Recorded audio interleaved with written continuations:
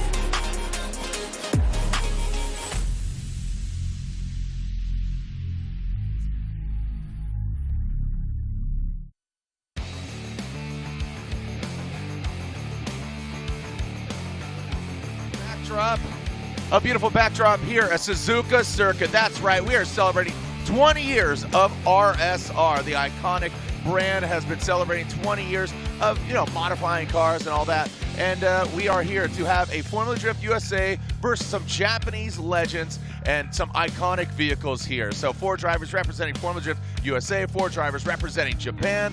And again, we have a star-studded cast up here judging.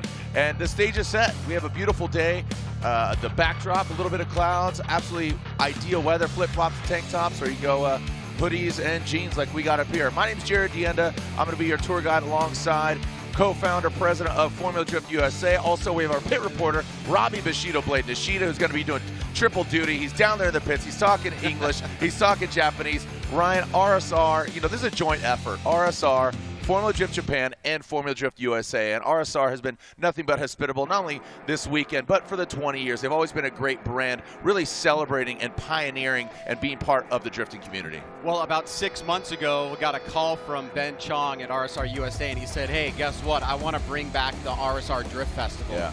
Now, remember, the first iteration of that was over 20 years ago. It is before FD, before the in the United States and globally. They brought a group of Japanese drifters to America and then also ran competitions. And those same people are now participating in this event again, but now we're bringing the American content to Japan. We've got Andy Yen and Ernie Fixmer and Daijiro Yoshihara also, as so many great collaborative things that are coming together. This is a present from RSR to the community, and yes, they have been amazing to work with. This whole week has been awesome, and now we're going to get to see kind of a one-of-one event, Yeah. something that we've never done before. Yeah, and we have kind of a really unique format. We'll get into that in a little bit, but we got a backy competition. Some of these, again, the vehicles in itself are icons, but the pilots behind the wheel are absolute legends, both from the USA and from Japan. The Americans are loving it. We're having a good, again, the Fusion vehicle. We'll break that vehicle down, but again, the format very unique. We'll start with a backy competition. We'll get to head-to-head, USA versus Japan, and then we even have a team drift competition. All killer, no filler. Thank you so much for joining us. And are you ready to meet our drivers, our Let's pilots go, baby. representing Japan? All right. Well, we kick things off with those 3 RSR cars. So we kick things off with the Japanese driver. He is piloting the RSR S15. This gentleman, he gets a lot of respect from the drifting community. So let's make some noise for our first driver. That is Tetsuya Habito.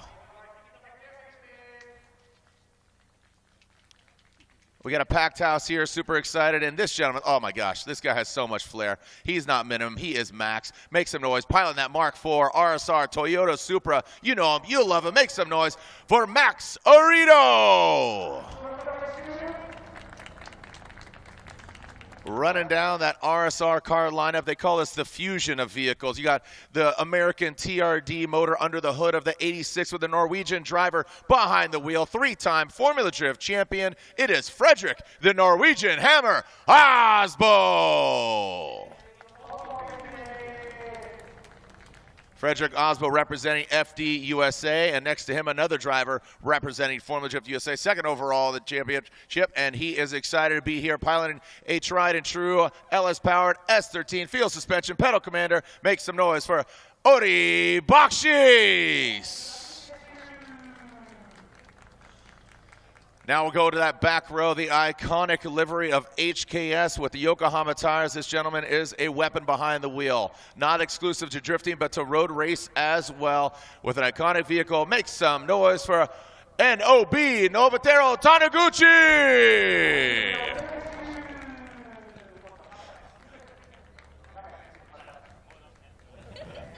There he is, no one better, nickname NOB, Notorious NOB. Another Japanese driver moving down the line, but again, this vehicle I know kind of blows up the internet. One of the most iconic vehicles in Japan, the FD RX-7, running the Apex integration. Make some noise for Yoichi Imamura.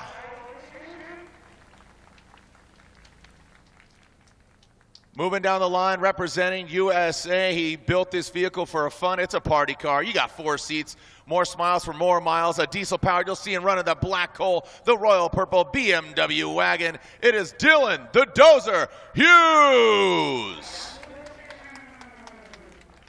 Last but definitely not least, he runs the black and red. Unfortunately, he lost a cylinder in his engine, so he went from All-American to All-JDM. He's on the first time driving right-hand drive. I don't know. No, he's driven it before, he says. So he's ready to throw down for his town. Representing the USA 777, the beast from the Bay, it is Matt Field.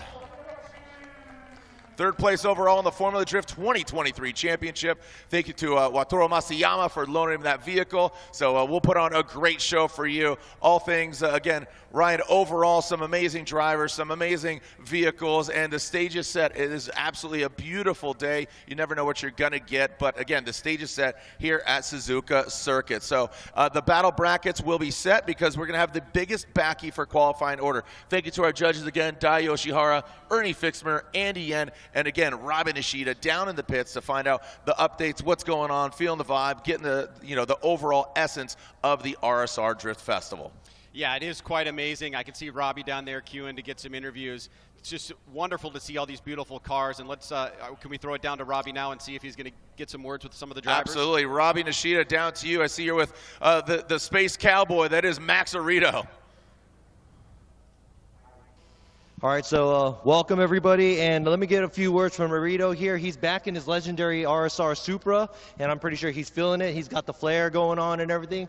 さあこのね派手なスープラ、久々に乗るみたいなんです。この RSR フェスティバル、どんな意気込みで参加しているんですか？いやもうアメリカでね、アウィンデールでRSR のイベント、ドリフトのイベントやってからもう20年も経つんだなと思うと、ちょっと懐かしい気持ちと嬉しい気持ちと、そしてねこんだけ多くのファンの皆様、そしてこうライブの向こうでね見てる多くの皆様、非常にワクワク、ドキドキ、とにかく今日はね、楽しんでいきたいなと思ってます。So he said he would like to enjoy the show because, you know, it's been a long while since he's been in this car and also joining this RSR Drift Festival. It's very sentimental for him and it's also very fun for him. So for those of you who are here at the event and also those of you watching the live stream, he said he just wants to enjoy it and hope you guys have fun too. Well, thank you so much, Robbie. Again, Robbie Nishida. Let's introduce our judges. Again, a former FD champ, a former FD competitor. All three of these gentlemen and judges join us up here in the booth representing Japan. Daijiro Yoshihara, slide or die, FD champ.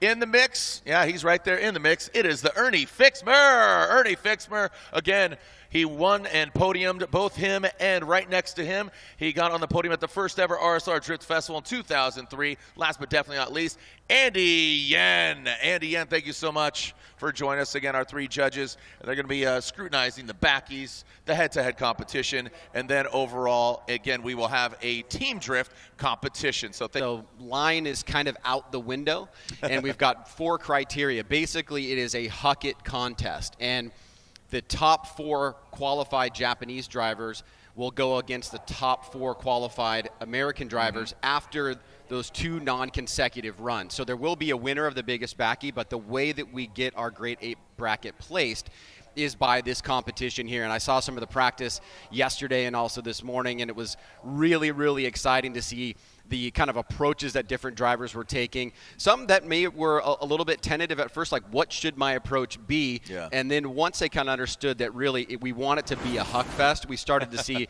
some of the guys, especially somebody to look out for like Hibino, go absolutely bonkers. Yeah, and talk about the criteria here. This is what we're looking at. Biggest possible angle, like you said, the clipping points and zones. We kind of want to see biggest possible angle, longest period of time. How long can you hold it? Most consistent momentum and least amount of front wheel input, right? So minimal corrections. You don't want to see those front wheels flopping around and trying to adjust to get it in. Set it, forget it, send it, lick the stamp, boom, there you go. So again, scores 0 to 100 per run. You got 2 runs, non-consecutive, so the best runs count. So it's going to be a little expression session here as we're about to fire up the engines. Love the tinsel off the back of Max Arito, both on his suit and off the wing. And you might be wondering, how did we decide the order and the starting positioning of the drivers? Well, we actually had them draw numbers yesterday at random, and so the way that they will be going from the first driver to the 8th driver was essentially by a matter of luck, depending on how you look at that.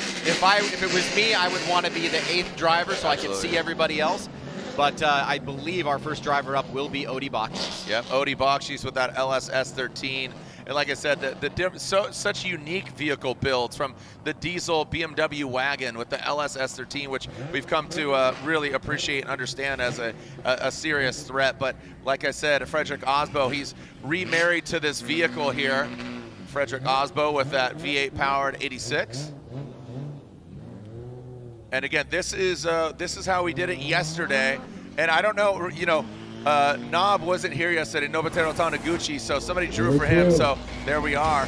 So Dylan Hughes going second. Odi Bakshi's getting that number 1. Look at Matt Field, he's got 6. So somewhere near the back, and that might benefit him with this new vehicle. Frederick Osbo drew number 3. What do we got here for Imamura? And he got, looks like, can't see it there exactly. Number 4 for Max. Okay, Imamura got 5th. I knew that. There we go, Hibino with number 7. So that meant Nobuteru Taniguchi, without being present, gets number 8. So he'll be the last one in that HKS 86. So that's how we drew him. Basically 1 through 8. So the biggest backy, this is our starting order. Odi Bakshis, Dylan Hughes, Frederick Osbo, Max Arito. And again, a lot of these drivers, like Max said, right there on the open, has not seen this vehicle, has not been intimate with this vehicle. Let's call it what it is, for quite some time. So it's just getting his paces, going through it. Nobuteru Taniguchi just showing up here last night, so not a lot of track time for him, but a very quickly adapted driver to the vehicle. And there we are again, seeing Matt Field and his team Masayama loaning him his vehicle. He was going to come out anyways. He says, hey, I'll bring my car, and this car saw Formula Drift USA competition. So Masayama, thank you so much to loaning your vehicle to Matt Field. The vehicle is on display over here, but unfortunately he dropped a valve, and that thing bounced around in there. Just he was considering running on 7 cylinders, but you know, with this option, I think that's really great. So tune in, tell everybody we are live local time here in Japan. We're actually in the future if you're watching from the States. It's Thanksgiving here in Japan, but again, it's the 22nd. And Dylan Hughes with this really cool diesel party car. Gotta love the royal purple wagon. So this is a departure from his competition vehicle, and I know him and his team worked on the vehicle yesterday. Found a plug inside of his intercooler. It was crazy. So very, very interesting day as of yesterday, but looking for all these guys to put on a great show, and again, celebrating 20 years of RSR, the iconic Japanese brand, giving back to the world and having a one-off event. So don't go anywhere. Take a look at this package we got here for you. Celebrating drifting, courtesy of RSR.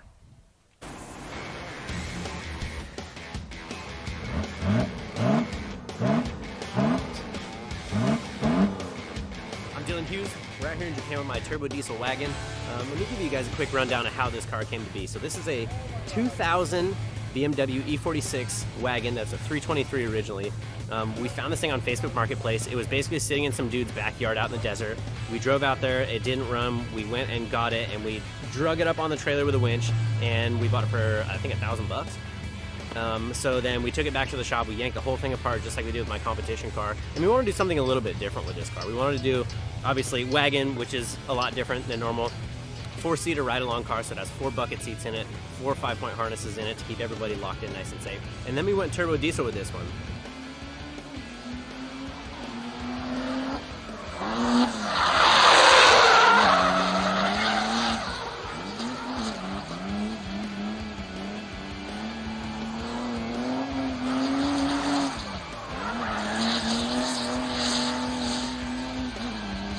To show off Royal Purple's Duralect diesel oil, and we did just that with this thing. So we chose OM606, or Mercedes-Benz turbo diesel. So it's a 3-liter inline 6-cylinder. We're running a Garrett G25 550 turbo on it.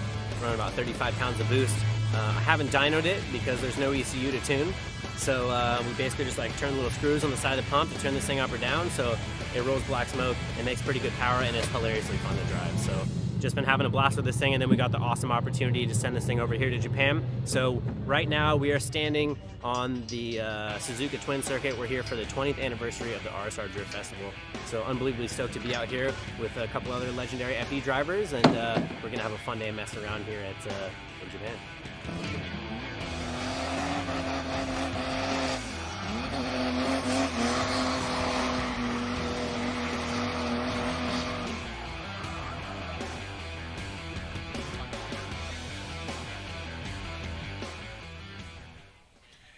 All right, well, the stage is set there. Some little insight there from Dylan Hughes. But again, the man down on the ground, again, playing a pit reporter role there. We are seeing him get bucked up there, Dylan Hughes. Let's throw it down to Bushido Blade, Robbie Nishida. Robbie, what's cooking? All right, so I'm down here at the pits. You just saw everything about Dylan's car. I've never seen this car before. It's, you know, pretty much never seen in anybody here. How's your experience for now in Japan? I mean, we're definitely not turbo diesel guys, so we're learning every time we drive this car. It gets crazy hot, crazy fast, but I think that luckily the Japanese weather here is just absolutely perfect. So we're good to do 2 laps back to back for the tandem comp. And every time I drive this thing, like I said, we just learn. The power band is very different than we're used to. We usually run 2JZ in my BMW back home. So like I said, we're learning, man, and we're just so stoked to be here in Japan. And I'm just very honored that that I was able to come and of course bring one of my cars. So huge thank you to RSR, thank you to our sponsors, Royal Purple, GT Radial Tires. Thank you everybody, thank you Robbie, went for a ride yesterday, so we're just stoked. Thank you. Thank you so much, Robbie Nishida and Dylan Hughes. Thank you for joining us out here. And it's Dylan Hughes' first time to Japan. So as Dylan is getting suited and booted, Odi Bakshis will be our first driver. Odi making his way to the start line. All the drivers are getting their helmets on, getting their fresh rubber, getting their tanks filled. And again, backy competition to kick things off. 2 non-consecutive runs And again, the criteria: biggest angle, longest, smoothest. Make it look good. Make it look gangster. So again, get that backy going.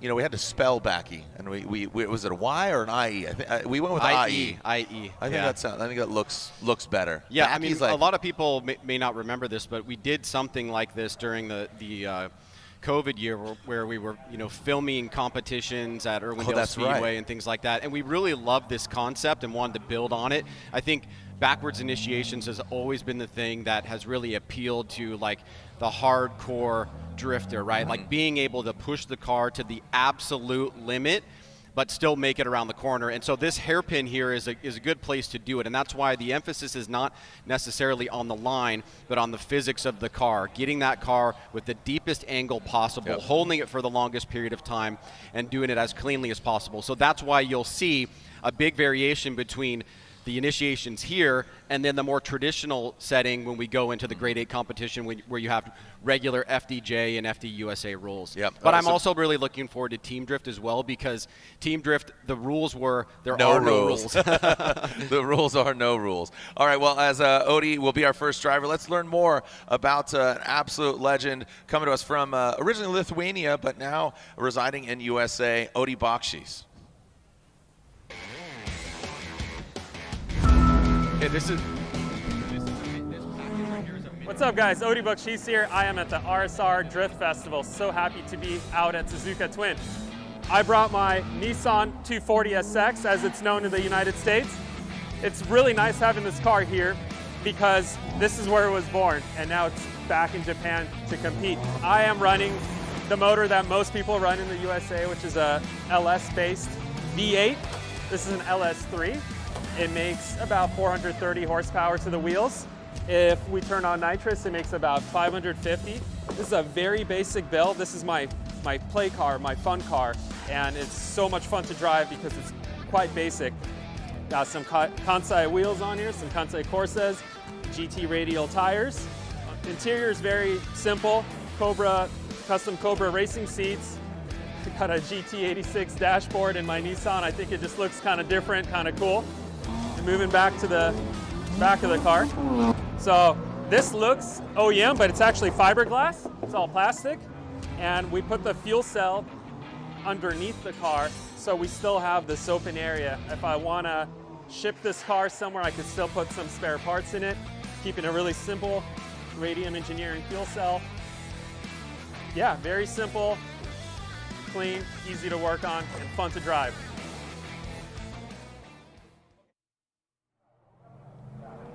Boom, we got the burnout box being filled by Odie Bakshis. Like I said, an absolutely perfect day. Some people wearing their sweatshirts. I might take mine off here in a little bit, but again, it is absolutely ideal weather. You know, I packed for colder, to be honest, but it's really pleasant. Well, remember, you and I used to do this, I mean, for years. We were coming to not just Japan, but Southeast Asia 5, 6, 7 times a year. We haven't done it that much since after COVID, so it's really nice to get back here. And usually weather was always the thing. Yeah, either sweltering hot or really, really cold. Yeah. Want to send a shout out to Owada-san, Mr. Owada, who has curated Formula Drift Japan and helped build the scene for Formula Drift here in Japan, as we're concurrently obviously building it over in the States. Yeah, and ironically, this is actually the first time we've actually done a co-event together, so it's been really cool to collaborate at that level. Yep. All right, so Odie Bakshis, again, originally from Lithuania, now residing in Wrightwood, California. Our judges ready. Di, you ready? Ernie, thumbs up. Andy N, you good? Ready to judge? Okay, thumbs down. There he is. He's already saying that was not a good run. I don't know. I don't know. Show me on the doll where they hurt you, Andy. All right, so we're good to go. 2 non-consecutive runs. Baki, Owada-san says send it. Let's go. All right. Come on, Odie. Just like yesterday, bud. What's Odie got? Again, we're looking for consistency, length, gangster. Come on. Oh! Yo! What a way to start. Set it in there. He saw a little bit of slapping the wheels on the front, but I like the commitment. He had the angle, he had the duration. The only thing that he could have done a little bit better, but it was a smart move, so he didn't go into the tires. He had to make the front wheel adjustment. Yep, that was good. I think it's going to be here we go. Let's look at it again. ++ score. Look at that. I mean, that is, he's past 90 right there. So a little correction there. From that, from the overhead, it actually doesn't look as crazy in terms of the front wheel adjustment, but like he's got the right idea, and he just set a pretty solid standard. That was good. That was a great way to start. And this is, Odie's been piloting S chassis for forever. That was fun. That's a giggle creator right there, right? Like, this is so much fun, and really excited that we started things out that way. Again, Odie Bakshi's this now. Again, we are slotting, so we'll have right out of the gate in the Great 8, we'll have USA versus Japan. Again, how they're slotted. That's the bracket. We'll fill that in. So here we go. Odie Bakshi's 95.33 out of the gate. They went big right out of the gate. Not a lot of room for margin there. Mary Lorette, 4 stars. There we go. I think that means we're going to see some hundreds. Oh, here we go. Yeah. All right, next up, Dylan Hughes, the dozer, diesel dozer. And like he said, he's like, our learning curve of learning turbo diesel has just peaked, right? I know his pops is here in the building. He's cheering him on. He's helping him out. Snoqualmie, Washington zone. Dylan the dozer Hughes competes in a 2JZ BMW. Wind it up, lick the stamp, send it. We are ready to go. Got the Japanese version of Matt Sopa on the line out there. Let's go. Here we go, rolling that black coal. Uh-oh. Here we go. What do we got for us? Dylan Hughes throws it in. Big swagger wagon. Oh, he comes out of it. Grips in. He goes rally. Oh, looks like the car gripped up a little bit too much. Maybe a little scared there? What do you think? Well, I mean, equally he had the angle. He obviously didn't push as deep into the zone, which is not a requirement. But as you said, he kind of pulled out of it a little bit. So just like comparative to the Odie, I think it'll be a lower score. But now he kind of knows what he needs to do, right? Like Odie set a really good standard. And I still think there's some margin above Odie from what I saw yesterday. But let's take a look. He gets right to about 90. Odie was a little bit deeper than that, and then he realizes he's kind of losing the forward momentum, which is one of the criteria. Has to pull out of it, and we'll see where he sits here after run number 1. Well, again, 95.3, a great way to start. It looks like, again, just didn't fully commit to it, like getting maybe initiate a little later. That might have benefited him a little bit. Well, and I think also, like, the judges spend a lot of time looking at runs and then scoring them during practice and things like that. Here you go at 86 for Dylan Hughes. An 86. And what we were really kind of observing, because the scores, they each get 100 points, and then those 100 points are averaged over 3 judges. That's how you're going to get those decimal points. And for the most part, as they were throwing out scores, like they were all like pretty much in the ballpark. They would do a Rochambeau. Everybody would say their score, and trying to have that criteria be as specific as possible, but at the same time, open it up for the drivers to interpret the best way to attack this. Yep. All right, so the Americans setting the table, so 3 of the drivers representing FD USA, and then we'll see Matt Field, he's 6th in the order, so Frederick Osbo warming up the tires on his Toyota V8 powered RSR 86. So he's still behind the wheel of a Toyota, just a loud and proud one at that. He did win Formula Drift Asia years ago, I think. This is a very winning car. Yeah, and I remember when this car got debuted during Formula Drift Southeast Asia. I want to say it was Indonesia. I think it was the first kind of Japanese car that had an American, kind of styling to it in terms of the V8, even though it's not an American V8. But, he has had a lot of success in this car. He's comfortable with it, and I saw him throw down some sick runs yesterday. Okay, all right, well, again, bring it. Look, it's got Speed Hunters logo on it. I mean, this is just, again, just so many cool, iconic cars, let alone the pilots. But 3-time FD USA champ, Frederick, the Norwegian Hammer Osbo, ready to see what he can do.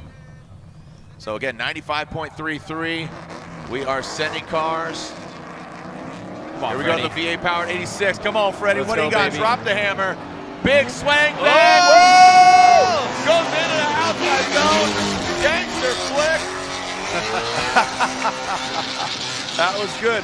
I like the fluidity of that one. Yeah. And he seemed really committed. He filled all the zone, and like you said, we're not looking for them, but I think that's going to show the precision of that backy as opposed to just backing it in. It's a very Osbo-esque thing to do, which is basically nail like a 100-point qualifying run in your biggest backy. So you can see he doesn't have as much angle as Odie. He kind of took a little bit of a deeper line. The fluidity and the momentum, consistency, the forward momentum was pretty strong. So I think this is going to be above Dylan, but maybe below Odie. All right, Ryan, you're usually on the money. So again, breaking down the criteria if you're just joining us, backy competition will dictate the battle brackets, but we want to see the biggest angle for the longest amount of time, consistent momentum as well as minimal corrections, and it is backy, so you want to back the truck up, and here we go, 92.6. Let's go, baby. There you go. So what I'm seeing there is they're really taking the term backy to heart, which is I think what the fans want to see. We want to see something that you don't normally see in traditional qualifying and competition, and that just means doing something a little unorthodox. Yep. All right, can see Rob. Something that you wouldn't want to chase, basically. No, yeah, throw up the roadblock again. Not the prettiest, as some would say, right? Many moons ago. All right, let's throw it down to Robin Ishida. He's with Dylan Hughes. Robbie, down to you. All right, so you just had a pretty good run out there. What happened to your car? It looks like you guys, you and your mechanics are looking at the car. Yeah, decent.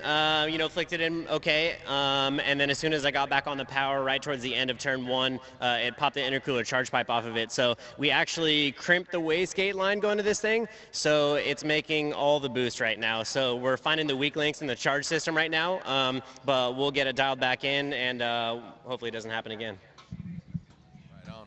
Right on to the right on. Thank you so much. Yeah, Dylan. It's so hard to bring cars over here on containers, loading. I mean, Andy Luck, our operations director, helped load the cars on the containers with as many tires as they could fill on, and then basically it's cross your fingers, cross your heart, send them off, and once it gets here, whatever you have brought with you is kind of what you have. Yep. So, there's no big rigs here. There's not a ton of tools. It's basically, bring everything you can if you get yourself in hot water.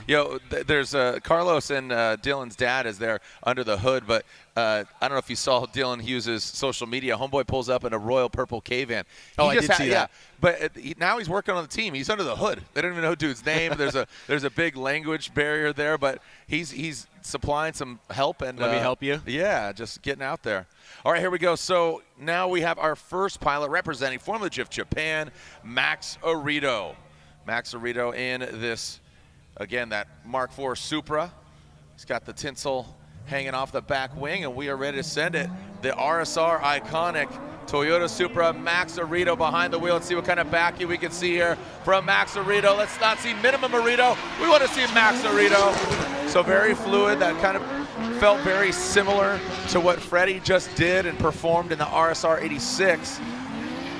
He filled all that zone, but we want to see just more impact, right? Just punch you in the face. Going a little bit safer there, but obviously, at the end of the day, what this is meant to do is to be exciting for fans and people that are watching, but it's also about positioning in the grade 8. And so maybe he has his eye on a certain position. You can see right there, he's a little bit down on angle relative to the first 3 American drivers that went, but he is hitting that line and trying to keep it as consistent as possible. So I think, having 3 scores now, we kind of know where the judges' minds are. It's not going to be our number 1, but he does have another one that he can do here on the second go around. I really appreciate out of the gate Odie Bakshi's throwing down that run, because just right from jump to see a good exemplary idea of what we could see and what Odie could do. And it's asking a lot of these guys, because it's not as if they practice this all the time. No. Yesterday we had 2 practice sessions. They were each about an hour and a half, and so shaking down the car, here's the score here, position number 4, shaking down the car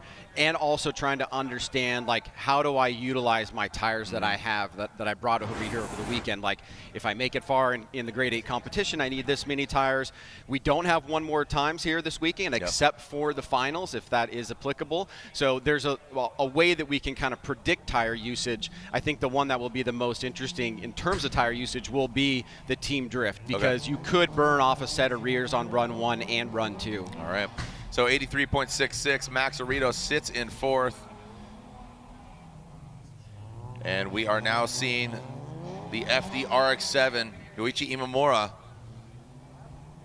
Here is our biggest backy results right now. Again, we are looking for, the biggest angle, longest and consistent momentum as well as minimal corrections. And Odi Bakshi's the first driver out of the gate, threw down a heater with a 95.33. Each of the 8 drivers have non-consecutive runs. So again, we'll run all through 8 and then go back at it.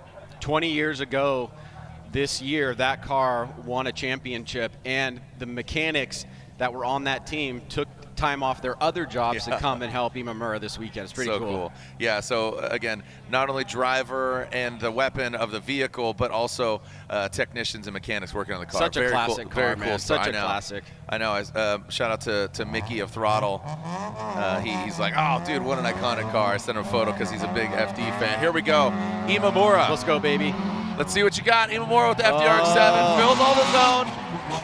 Again, more of a fluid run. I don't think that's the back you were looking for, but safe run, safe run. It was pretty clear cut. Wait for I think Hibino has got a couple in him though. I saw him do probably the best one I've seen so far this weekend. Yeah, making big claims. But you can see right here the approach, another kind of like conservative approach, not getting to that full 90. I think the judges at least want to see you go 90 to get a 90+ score.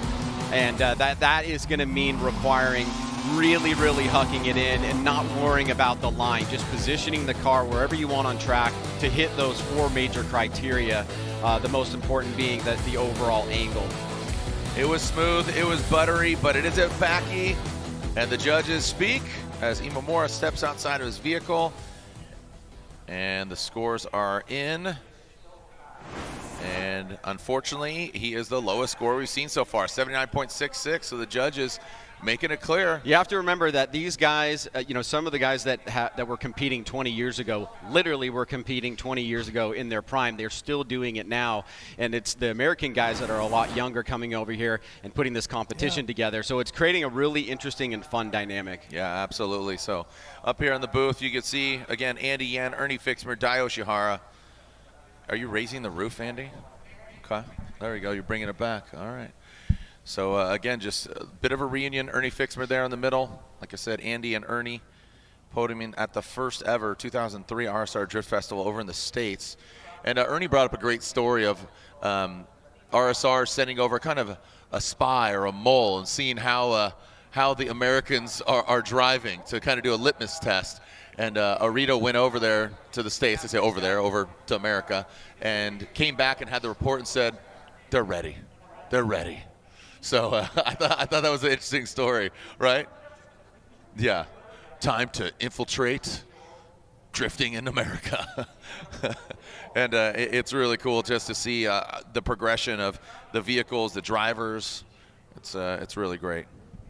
Who do we got up next?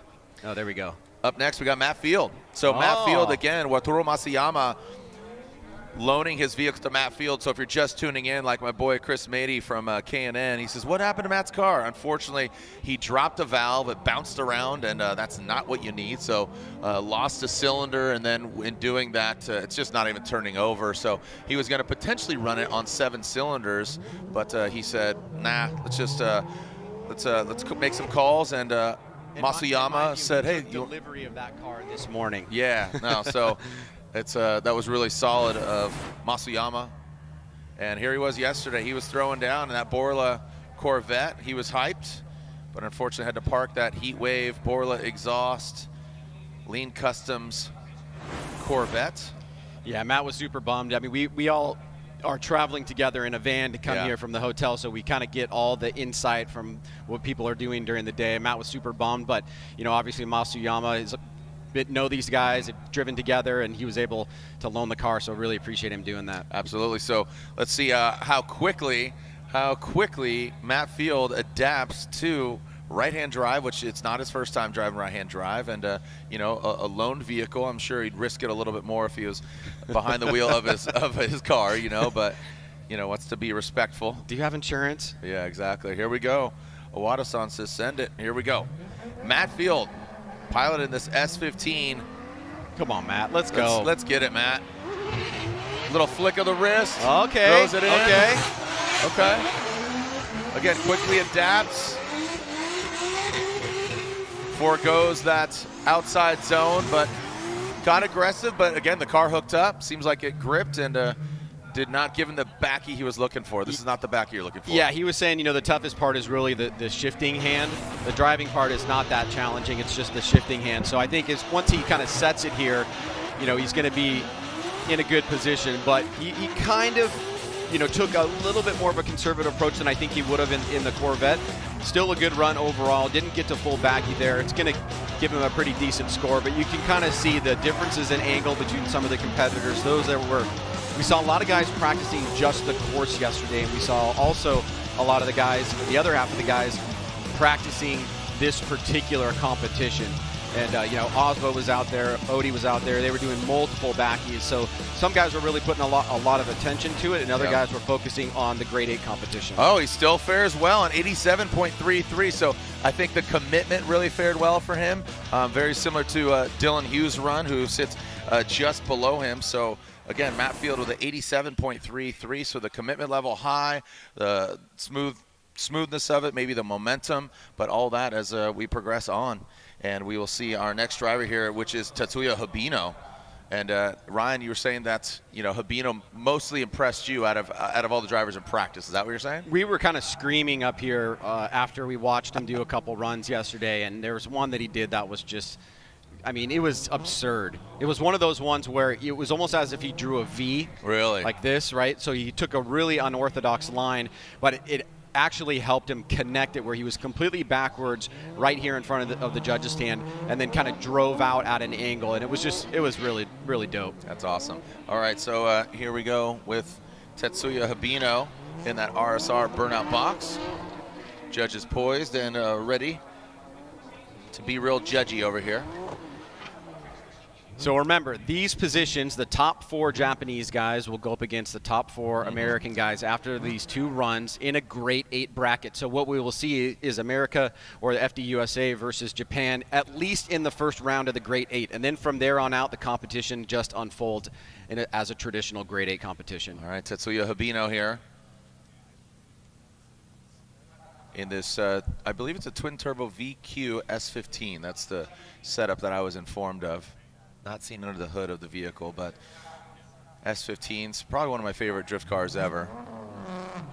Just the aesthetics, just overall, just really embodies that J spirit. Here we go, Hibino threw down in practice, and there we go! Hibino flicks it in aggressively.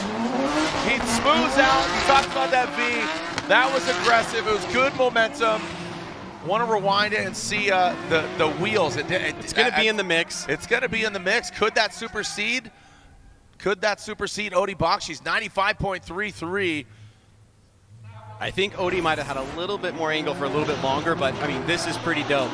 From that angle, you can't really see the full 90, but from above, from where we are, he was definitely at 90, maybe a little bit more. He had a little bit of a front wheel adjustment, but he was able to kind of keep the momentum pretty consistent overall. So I think this is most definitely going to be a top 3. Here it is again right here. See, he holds that for pretty long, and then you can see as he starts unwinding it, he's doing it a little bit more delicately. So he's making it look smooth and pushing that momentum further down into the course. So overall, really solid from Hibino.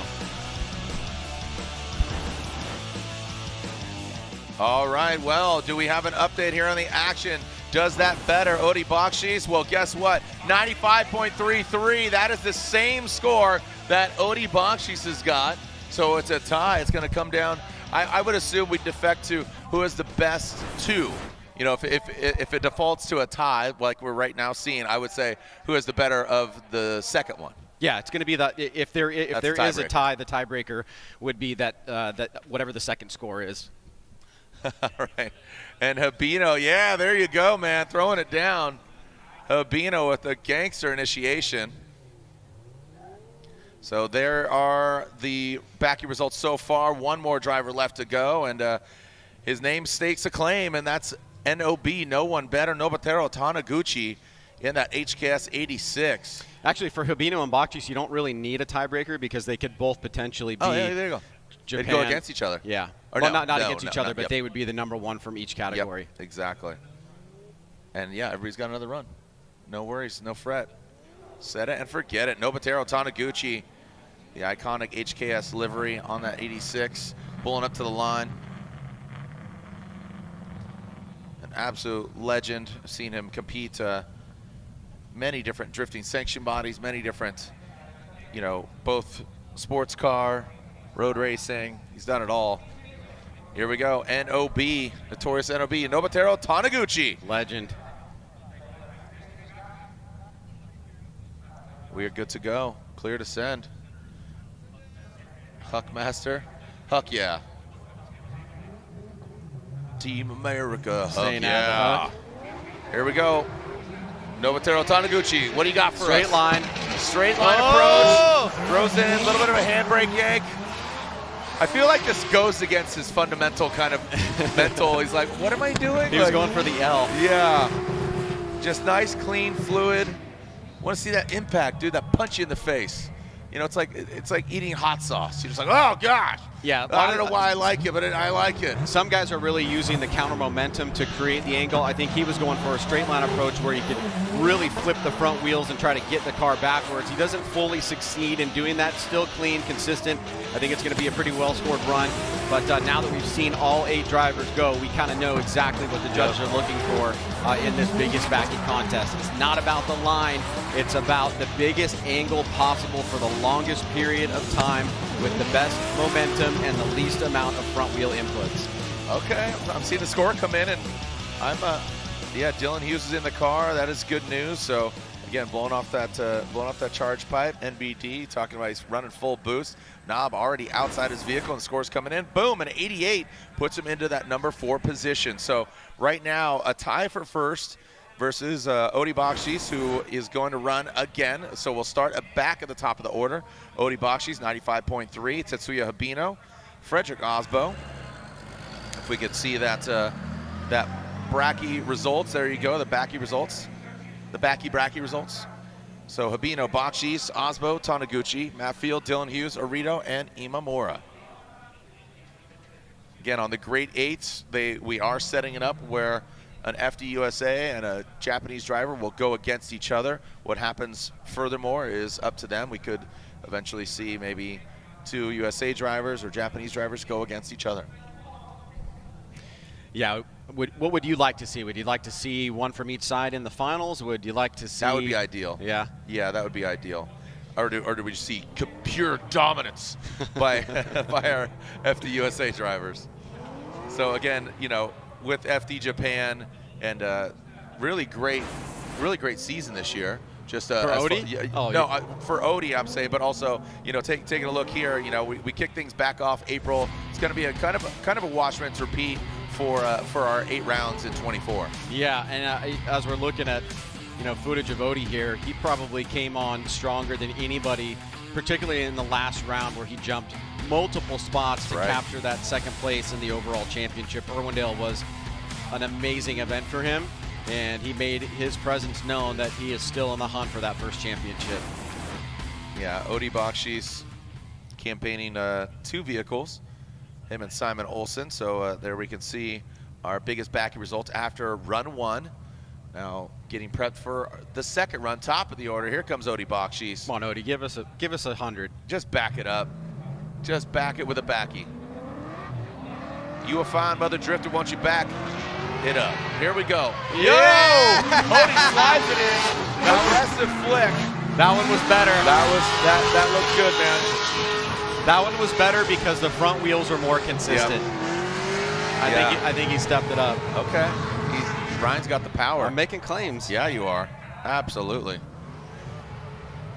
And it was a slightly different approach. He didn't really use as much of the entirety of the track, and maybe that helped him this 2nd time around. See, it's a little tiny flick, goes past 90 for a second, and much smoother on the release right in front of that outside zone here in front of the judges' stand. So I think he learned something from the first run.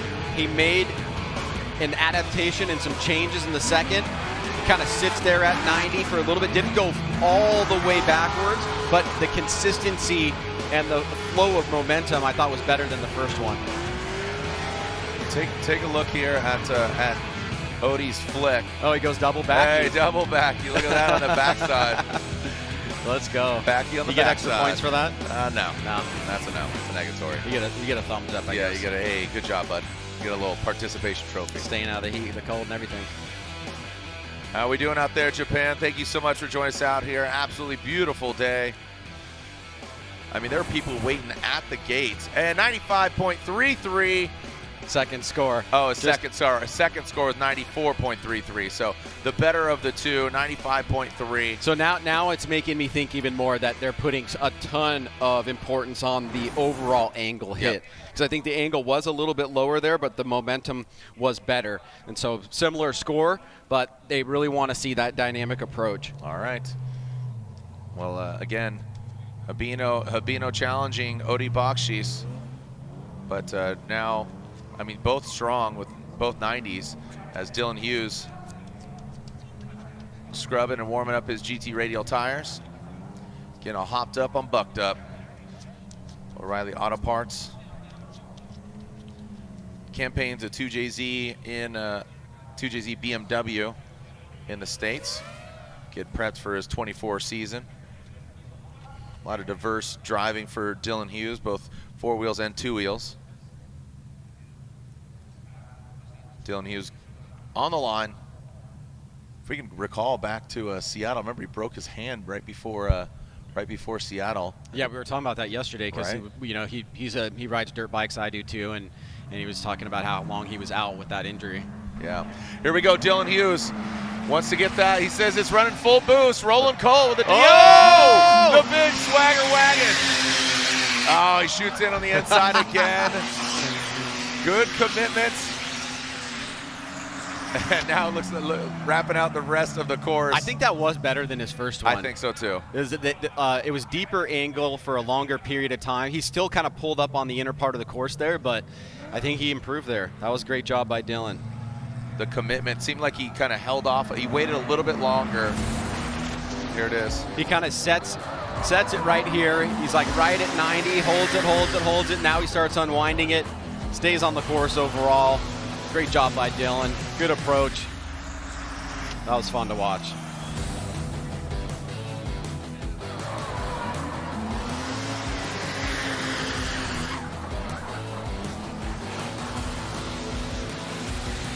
All right, taking a look at that replay of Dylan Hughes.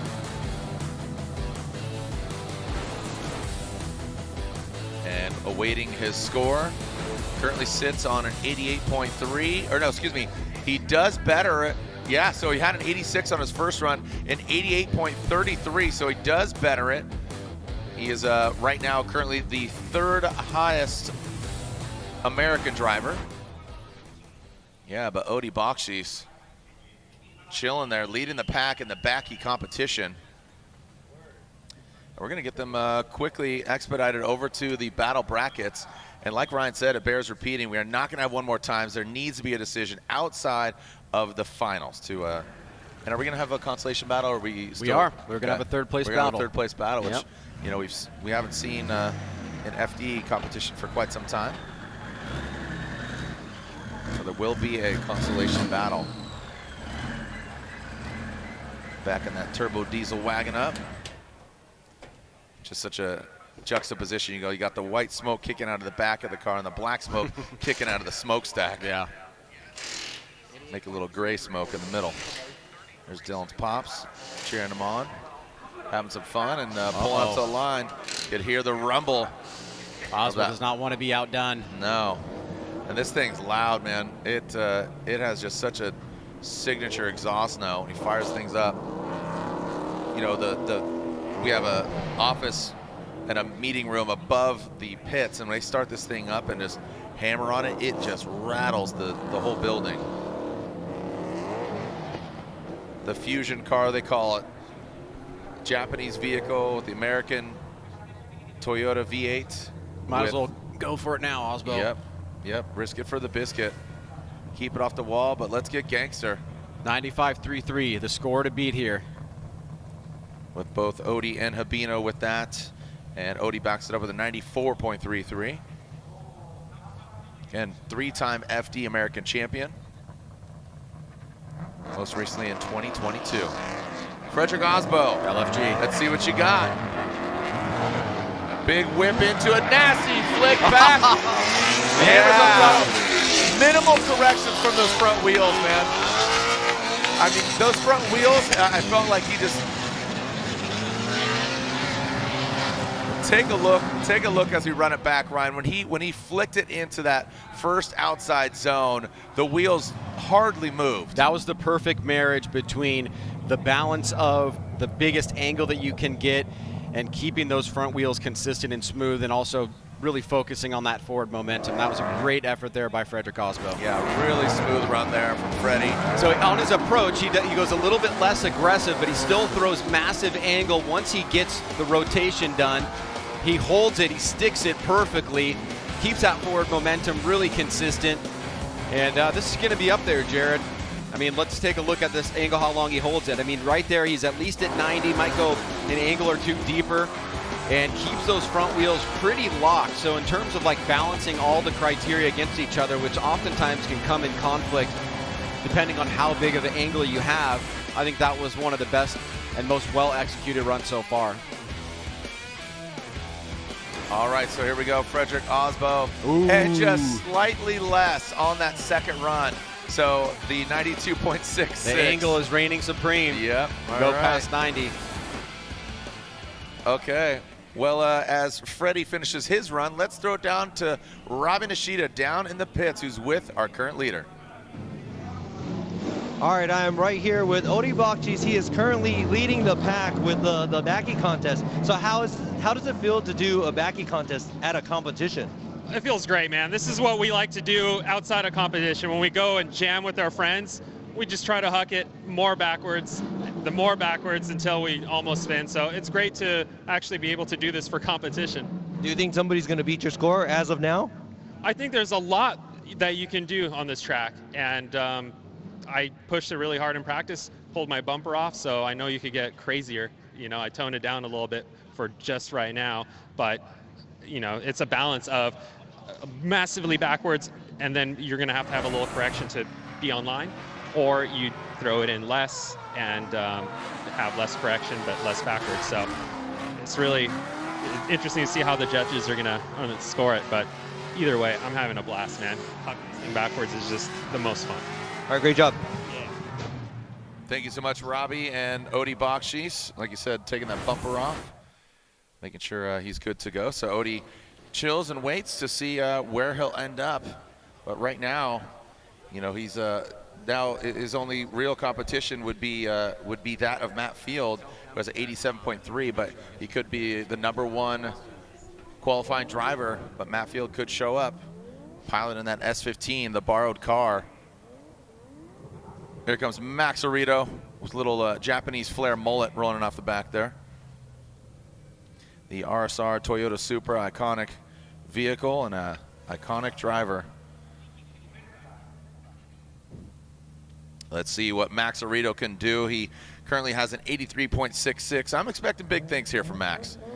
This ain't no minimum Arito. We need to see Max Arito. Maximum overdrive. Max Arito throws it in smooth, buttery, fills all the zones. He wanted to. Yeah. Oh, and he spins out. How does that fare? That's not an incomplete or anything, is it? No incomplete. Only in backies. So, you know, it's all good. No incomplete. So he'll get a score.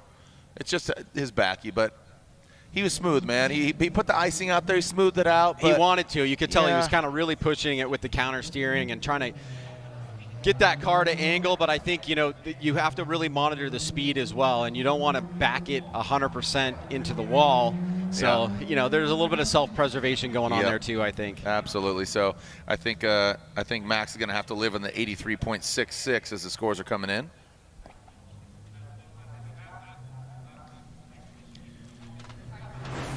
And scores are coming in for Max Arito. I said Max Arito, not minimum Arito, 80.66. So still gets a score, smooths it out, but currently sits in 7th. So currently 3rd overall in the Japanese field of drivers. Gotta love the classic Ridox kit. There's Frederick Osbo giving a little knucks. Give him knucks, bro. There we go.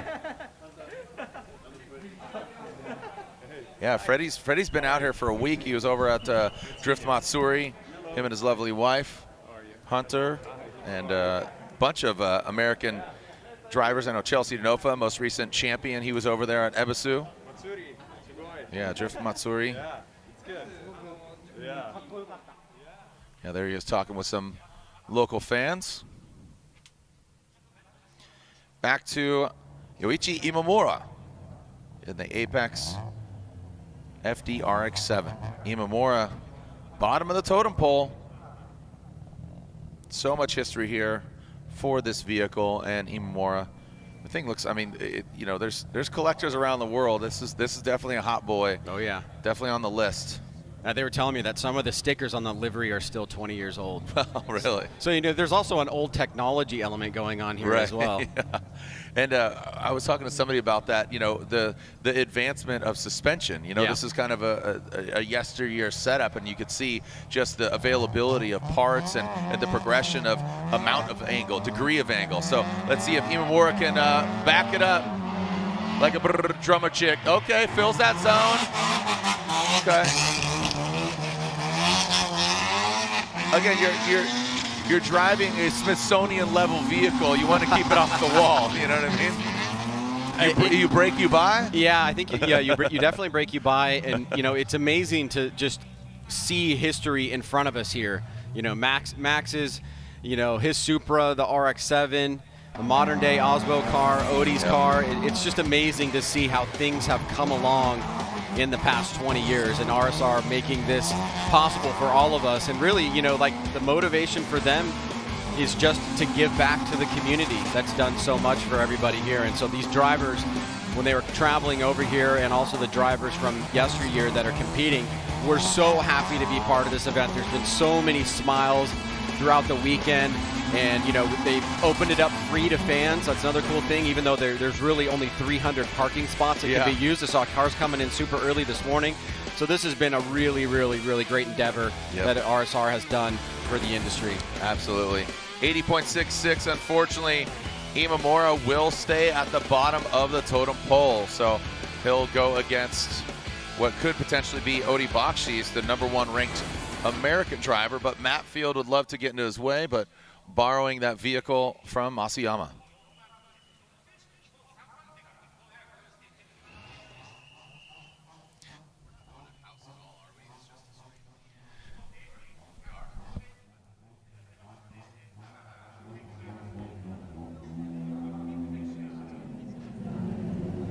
All right, Imamura makes his way back to the pits. And you can see he had good car placement.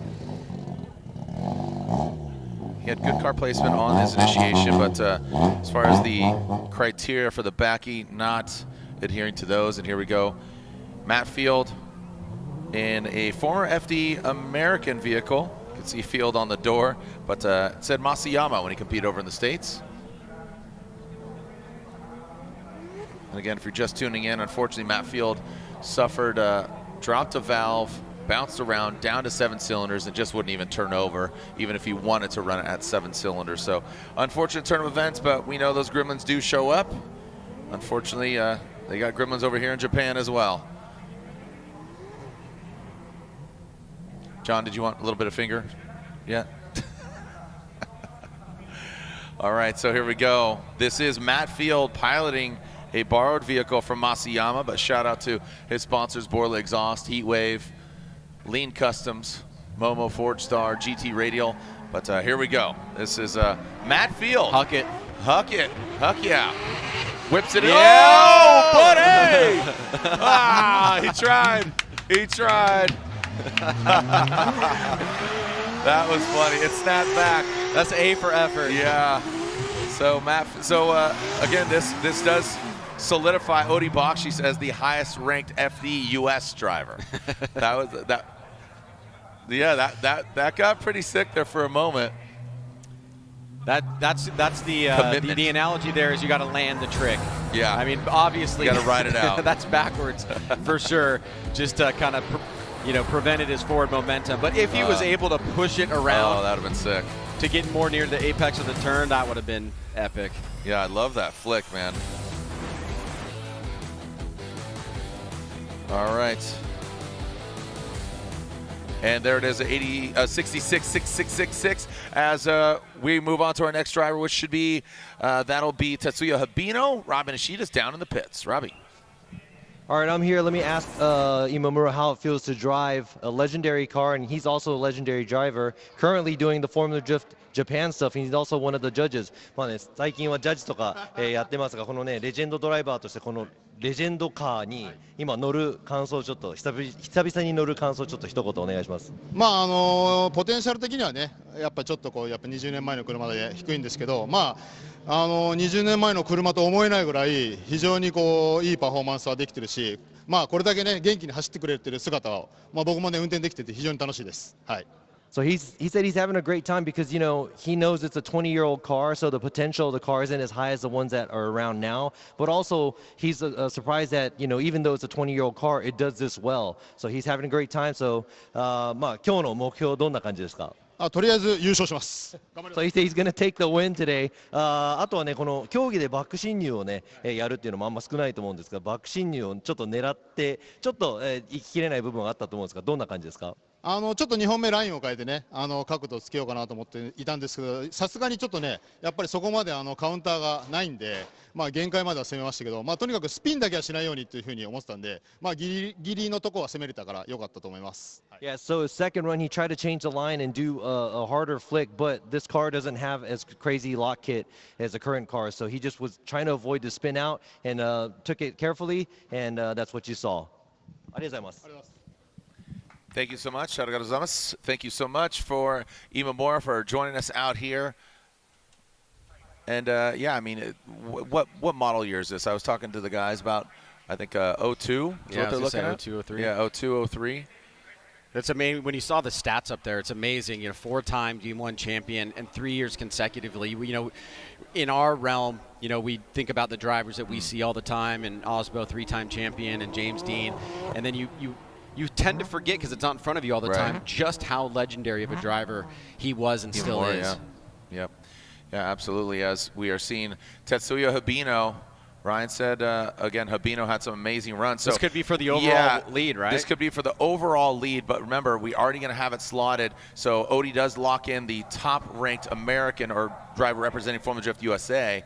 Habino right now is, again, top-ranked Japanese driver. So he needs a 94.33 or better, or 94.34 or better to best. Odie Bakshi's here comes Habino. Yo! Big extra flick, throws it in. Habino going for it, baby! That might do it. That might do it. That might do it. Yo, applause erupts. That might do it. Sorry, Odie. I'm gonna say it. That's it. He just sunk the sword in, dog. Let's go. Habino just smashed that like button, dude. That was absolutely gangster, and that's what we saw, you know, earlier in practice and yesterday. Habino backs it up like a dump truck. I think all you got to do is gauge your natural reaction. I mean, look at that. Boom. Holds it. Very precise. A little bit of unwinding there, but super big angle for a long period of time. On those two criteria right there, and the aggressive approach, and how close he got, that was sick, man. Unbelievable. Look at that. Oh. And he had good fluidity. He did. He got to the outside zone, didn't just V it. He kind of made it a swoop, you know. Yep. So it was sick, dude. Dumps like a truck. What? Habino. It's a B. Yes, that's right. He jumps up the ranks. Amazing approach. Sorry, Odie. You're going for it already. You're going 97.66. Yeah. I mean, this all for fun. I'm with it. Yeah, I mean, Habino, we know what he's capable of. But let's throw it down to Robin Ishida, who's with Matt Field. Hey, Robbie, did Matt see that run? Did you watch that? No, I don't think Matt was able to see that run though. No, but I could tell by the cheers it was good. So how does it feel for you to be in this car? I know you're not in your Corvette that you're usually in, and I know you were really excited. You were laying down some crazy runs yesterday during practice. Unfortunate things happened to your car, but how does it feel to be in a ball car, and also how does it feel to be in a backy contest? Yeah, not the thing that I want to do with learning lap by lap. We got like 5 laps this morning before attempting to throw it backwards, but honestly, it's a great car. By Now Japan and Wataru Masayama, like they have a real sick car, so I'm thankful that they were able to drive through the night and bring it to me just for me to be able to do a couple laps out there. I hope to learn more, but literally every single lap I'm getting used to it because it could not be more different than the Corvette. The right-hand drive thing is one thing, but the power, the tire, how it steers, everything is different, so it's a learning experience. Yeah, but you're doing good in a very different car, so back to you guys. Right on to the right on. Thank you so much. Let's go. Matt Field and Little Habino. dance. Yeah, Habino's hyped, dude. So he's going to win overall, looks like. I mean, he's still got Nobuteru Taniguchi. Yeah. Knob's got 1 run to seal the fate, but that's going to be a hard act to follow. But given that, Knob is a more modern build, maybe it has the capabilities of getting that, again, like I said, Knob is a traditional road racer. He is a drifter, but this kind of goes against the fundamentals of kind of his mind and his capabilities, right? Yeah, and at the same time, he is a legend of multiple motorsports. Yeah, that's what I'm saying. And so I think he knows what he needs to do. Whether or not he feels like it's worth it right now, this early in the stage, to go for it is one part of the equation, but you never know with no one better. N-O-B. There it is, buttoning up that S15. Habino driving that Silvia S15, iconic car. And again, from what I understand, twin turbo VQ. Well, you got a thumb war breaking out right there. Again, Habino is Habi, yes. Jumps up when they're saying send it, wind it up. And here comes Nobuteru Taniguchi in the HKS 86. Let's see, we got straight line approach, flicks it in. Oh! Okay, I might have spoken too soon. I like that straight line approach. He didn't have that big swing thing, but a straight line, but still kept rotating. He was kind of trying to do that, I think, last run. Yeah. It was trying to get, he just got here, right? He hasn't been practicing with the rest of the guys, so he's really coming into this a lot fresher. That was amazing. A different approach, but he's able to keep angling it right here. See, he starts pouring on the angle right there. Draws a pretty nice line around that last section. I don't think it's going to beat Habino, but that was, I think, the second run was definitely better than the first. And this will conclude the biggest backy. We'll have our bracket. We'll take a quick break, get those guys all dialed in, and then boom, we're on our way. That's right. All right, so let's see. I don't think I'm just going to say it. No, that's not going to be enough. Habino threw down a heater of a backy. Gets it done. But some great driving by Odi Bakshis. He'll be the top-ranked FD USA driver, but still gaining some applause from the fans. I didn't know that the admission was complimentary.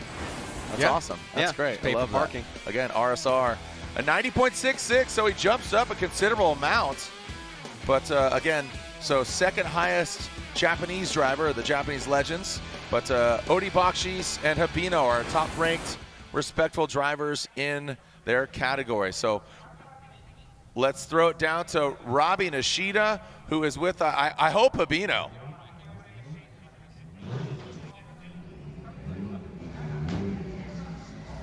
All right, I am here with Habino. Let me ask him how he feels to be the backy king of Japan and also for the contest today. さあ、今日のバック進入、勝ちました。そして多分日本で、今の走りをしなきゃいけないドライバーの中で一番ね、成功例としては日比野選手が一番かもしれないんですが、今の一言、気分を一言。いや練習で1回だけいいのがあって、今日本番で見せれればいいなと思ってたんですよ。それがね、皆さんの前で2本目で出せれて、本当にね、自分も決まったなって1本が見せれました。So he had a really good run yesterday or during practice, and he wanted to show that to you guys. And out of the 2 runs that he had, he was able to do it. As he made that run, he felt that it was good, and it was good enough to show you guys, and he's really happy about that. 昨日ね、少しお話ししてたんですが、その2本のうちのその練習をして失敗してもいいからそのすごい走りをしたいっていうのをちょっと教えてもらっていいですかね、もう1回。2本本番で1本失敗するとちょっと消極的になりそうな気持ちになるんですよ、普通なら。だけどせっかく練習してるんだから2本とも全開でいきたいなっていう気持ちで今日は走りました。Yeah, so out of the 2 runs, even if he makes a mistake, a lot of guys gets really conservative for the second run, but he practices that during practice to make sure that he could do the full potential run for both runs. Even if he makes a mistake for the first run, he's going to go for it for a second run. So, let me go ahead and ask him how he feels to be here with the U.S. drivers. ね、アメリカから来てるドライバーとかと一緒に走ってる、ちょっと感想も一言お願いします。いやもうね、アメリカではもうすごいドライバーってもう自分でもね、ライブでしか見たことない人みたいな本当にすごい人が今表でねみんなと一緒に走れるってことですごく自分も緊張しながら楽しみたいと思うし、で皆さんの前でねいい追走でもやっぱり見せたいなと思うんで、はい、緊張なく解放して楽しんでいきたいと思います。He said he's a little nervous and also having a great time because those are the guys that he's only seen on live stream, so never met in person, but he knows that they're the greatest drivers that they have in the U.S. and he does get nervous, but he's going to try not to get nervous, and for the tandems, he just wants to show off his skills in front of everybody, and he wants everybody to enjoy it, and he also wants to enjoy it. じゃあ楽しんでください。はい、ありがとうございます。How fast he wants us to turn around this grade 8. All right, well, thank you so much. And Freddie, got some fans there. Getting the fans' eye. This is great. Gotta love this. Again, Frederick Osbo joining us here. And there is the Backy champ of RSR Drift Festival 2023, celebrating 20 years of RSR. Yeah, he knew what was up yesterday. After those practice runs, I saw him, I fist bumped him, and he was like, yeah, I got this. I got this. He's like, that's what's up. RSR Master of Height. They're streaming this thing as well. So again, check them out at RSR USA and RSR Japan. Here's some highlights from our Backy competition.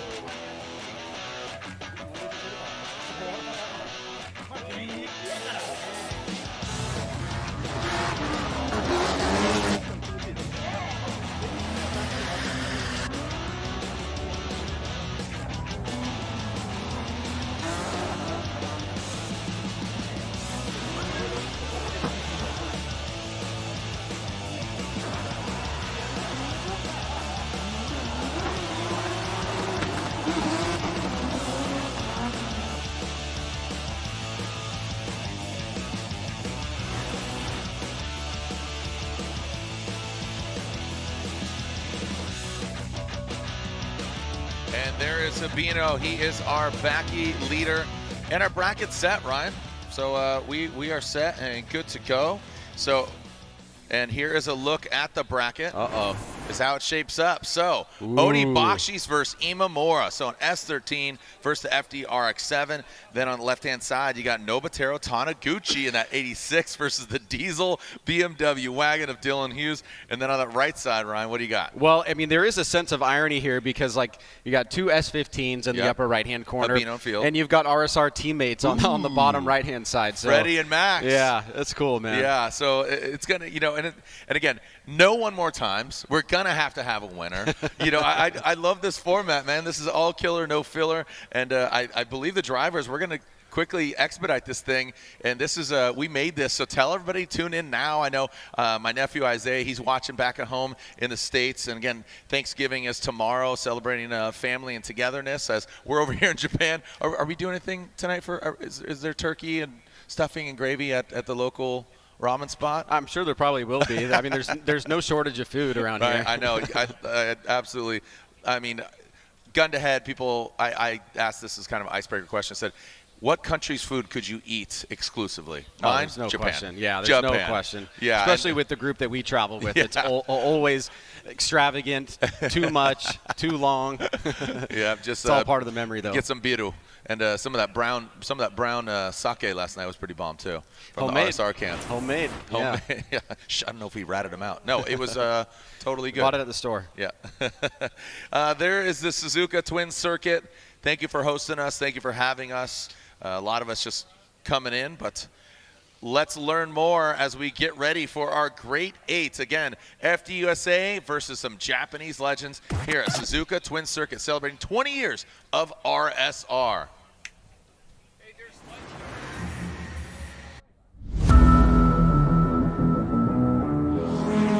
What's up, guys? Freddie here, and let me introduce Hibino Sounds right here at the RSR Drift Festival.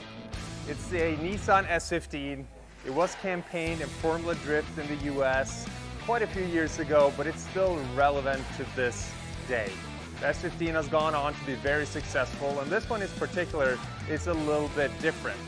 It runs the RSR livery, of course RSR suspension components, but underneath the hood there's something different.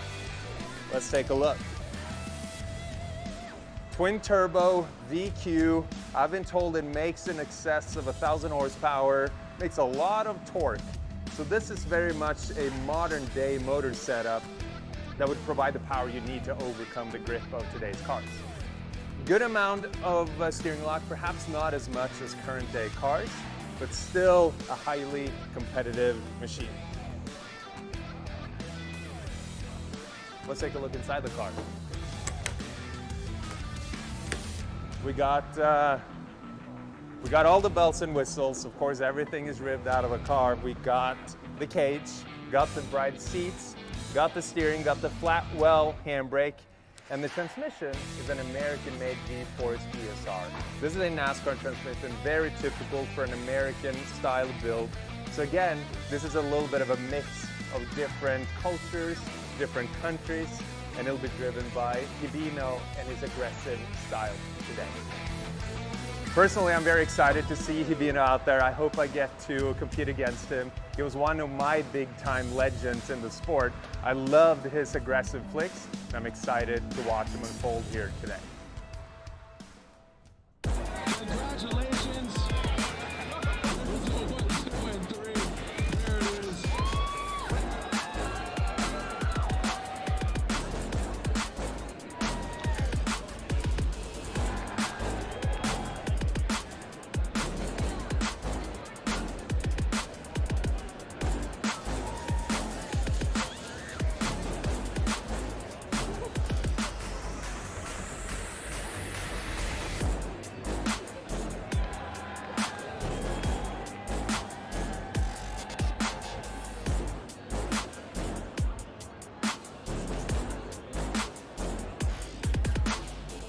I'm Jared Deanna, and I'm joined by my co-host, Mr. Ryan Sage. Ryan, we have a beautiful day, a great track. I guess it's a win-win the way you look at it, but man, this is gonna be... Oh!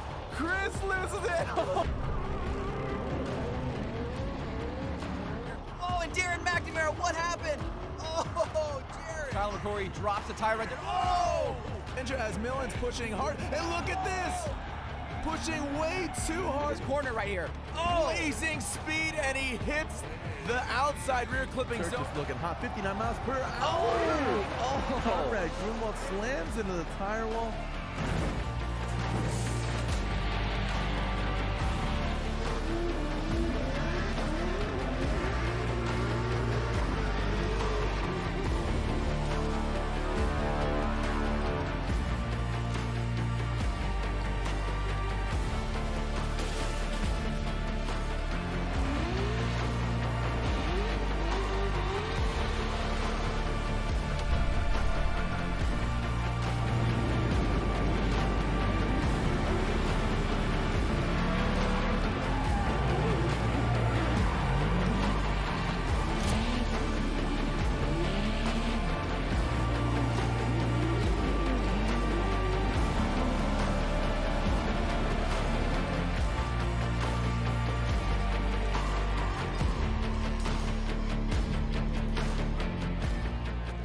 I would like to see us continue to kind of move on the trajectory that we're on and continue to sell out events, grow the drivers and their programs, grow our audience, our live stream viewership, all the things that are important to us as a business. I'd love to see that continue to grow. And at the same time, what's important is that people are achieving their dreams.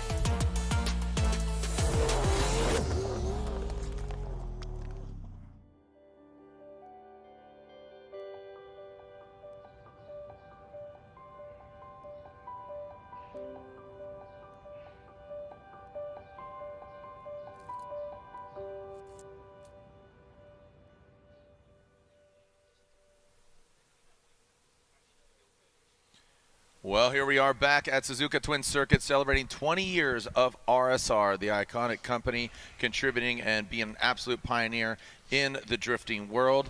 And again, be sure to tag RSR USA and RSR Japan, the RSR Master of Height. So that's again, they have a bevy of products. So that gentleman right there, Habino, rises to the occasion, our #1 overall Backy winner of our RSR Drift Festival 2023. So Tetsuya Habino, piloting the RSR S15. And as we are getting prepped for our bracket. So again, we'll take our #1 qualifying driver from Japan, goes against #4. So again, taking a look overall, we got Andy Yen in the shot right here, Ryan, as we are live right here, bud. And again, thank you. How you doing? I'm staying out of the heat, staying out of the cold, and that's what we're kind of seeing here. An absolutely beautiful day here at Suzuka Twin Circuit. We had FD Japan here many moons ago, so it's great to come back here. But just what a fun way. I'm really glad when we were just off camera there kind of educating you on FD. I'm glad that out of the gate, Odi Bakshis came out swinging, literally, with that backy entry. But Habino, boom, just took it one step further. Yeah, I think it was pretty clear, you know, as soon as a few runs got going, what the judges were looking for. They really wanted to see those drivers get as backwards as they possibly can. I saw Odi practicing a lot yesterday, same with Osbo, and Habino was the guy that was a big standout in practices, spending a lot of time really, you know, utilizing that technique. And from what you heard from Robbie talking to him, he basically was like, I know what I can do here.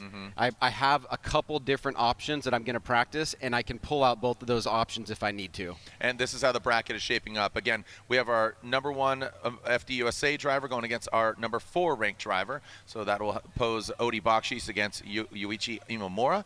And then #2 ranked Japanese driver, Nobuteru Taniguchi, is going against #3 ranked Dylan Hughes. And then on the other side of the bracket, you can see Habino, our #1 Japanese ranked driver, that RSR S15, is going against Matt Field, who is in an S15 as well. Unfortunately, popped the engine and is driving the backup car of Masuyama. So again, thank you to Masuyama for loaning him the keys. And then finally, finishing second highest on the back competition, Frederick Osbo will go against Manabu Orido, the 3rd ranked Japanese driver. All right, so out of these battles, I'm going to say right out of the gate, I mean, Odi is just so familiar with his car.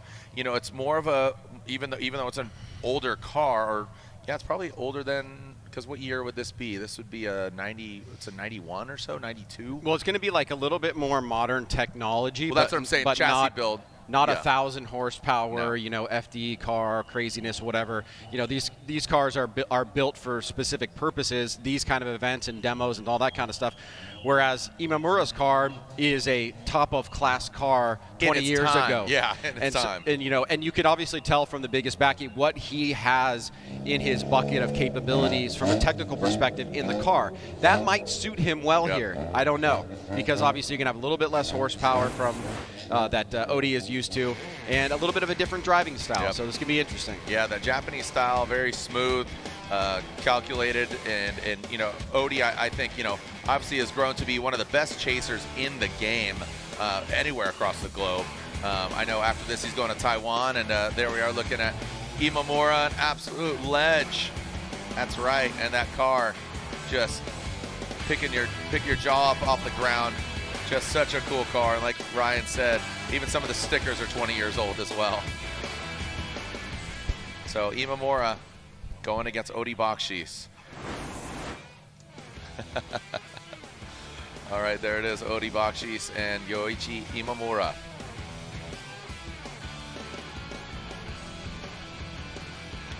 Let's see who we got.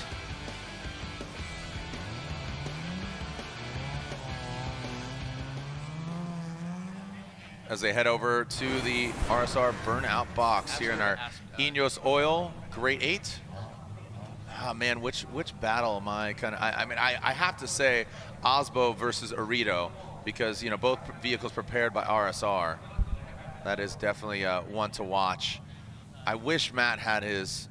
Oh man, that'd have been great. I wish Matt had his Corvette for this battle, and it was running 100%. But Field versus Sabino would be a great battle. So they are getting up and prepped.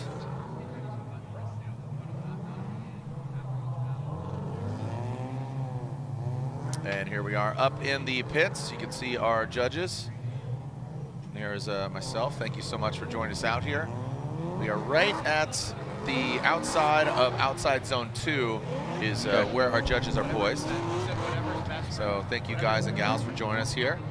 And local time, taking a look, it's just after 12, almost 12:30 on the Thursday, the 23rd. I know a lot of the FDUSA staff sticking around, enjoying the sights and sounds in Japan. Odi Bakshi's going over to, I believe, over to Taiwan. I know I'm headed home, shooting some stuff with Vaughn Gittin Jr. Then I'm heading over to New Zealand, going to see Mad Mike over in New Zealand. Mad Mike's Summer Bash going down. And speaking of Rotary, obviously Mad Mike, an absolute ledge in the Rotary world. So I'm going to spend some time with him over there in New Zealand. Clash of culture and timelines here, Jared. Right, yeah. LS, S chassis, obviously the Rotary, FDRX7, Lithuanian driver Odi Bakshis. Had a great meal and breaking bread with him and Matt Field last night at the restaurant. So our first battle of our RSR Drift Festival 2023 here in the Great 8. Now keep in mind, no one more times until the finale, and we do have a consolation battle for 3rd place. Because obviously qualifying, you know, we had a backy competition, so we're not going to default to that. On the line, getting ready to go. And Odi Bakshis will lead the first run because he qualified higher. And here we go, Odi Bakshis leaving the line. Let's see what Odi's got. Let's see what Imamura's got in the chase position. Odi Bakshis filling that first outside zone. Get a second outside zone. Imamura shallow in his angle. Does have the proximity, but needs to be closer. Now transitioning to that outside zone. Final, man, Odi Bakshis just ticking the boxes. Odi just filling all of the zones. And Imamura, you know, he had that proximity, but didn't have the angle as far as mimicking it. And, you know, maybe a little trepidatious there as far as, you know, committing. You know, we're talking about, again, here's a Smithsonian level car. You don't want to write it off. Well, one of the biggest challenges of this event for the drivers is obviously going from the mindset of biggest backy to now going back to the traditional tandem drifting. And you can see Odi Bakshis does get a great start. He's able to fill that zone. Imamura, as you said, Jared, does keep pretty close distance to Odi Bakshis, but he's not able to mimic the line as well as he would probably like to. Here you can see Odi getting into the first zone and second outside zone, filling it pretty much completely. You can see a little bit less angle there from Imamura, and Odi finishes strong on that last outside zone. One of the things that was also the most challenging for us in organizing this event is getting the drivers prepared from the end of biggest backy into the Great 8, and then from the Great 8 into the team drift. That's asking a lot from them to turn around so quickly so that we can stay on the broadcast with minimal downtime. It's great to see that it's actually working out okay so far, because that was one of my biggest worries. Yeah, just jumping the hurdles, getting over there. All right, so now Imamura will lead in that Apex FDRX7. Odi Bakshis giving chase. All things RSR. All right, Imamura through that start chicane. Let's see how he throws down when he's got the clean air out front. Imamura, straight line approach. Look at that. Quickly gets there in that second outside zone. Odi Bakshis, looks like a massage. Now look at that proximity from Odi Bakshis. Yes, sir. Odi slides to the side of that iconic vehicle. Again, 2 different generations of drivers and some great chase job there by Odi Bakshis. I have to say, you know, again, just good proximity, mimicking that angle. Odi Bakshis in that chase position. And that approach by Imamura, straight line, just flicked it right in. Yeah, you have to remember, it's not like Odi drives with Imamura every single day and vice versa. Imamura does a much better job in his lead run, getting out to that first and second outside zone. But he leaves a door open here for Odi Bakshis, goes a little bit wide on that inside clip. Odi tucks up on the inside, stays in the pocket, and then follows Imamura as he comes up a little bit short on that final outside zone. Yeah, that was really well done there by Odi Bakshis. And we will get the drivers and find out who gets the victory here. Again, the verdict's coming in.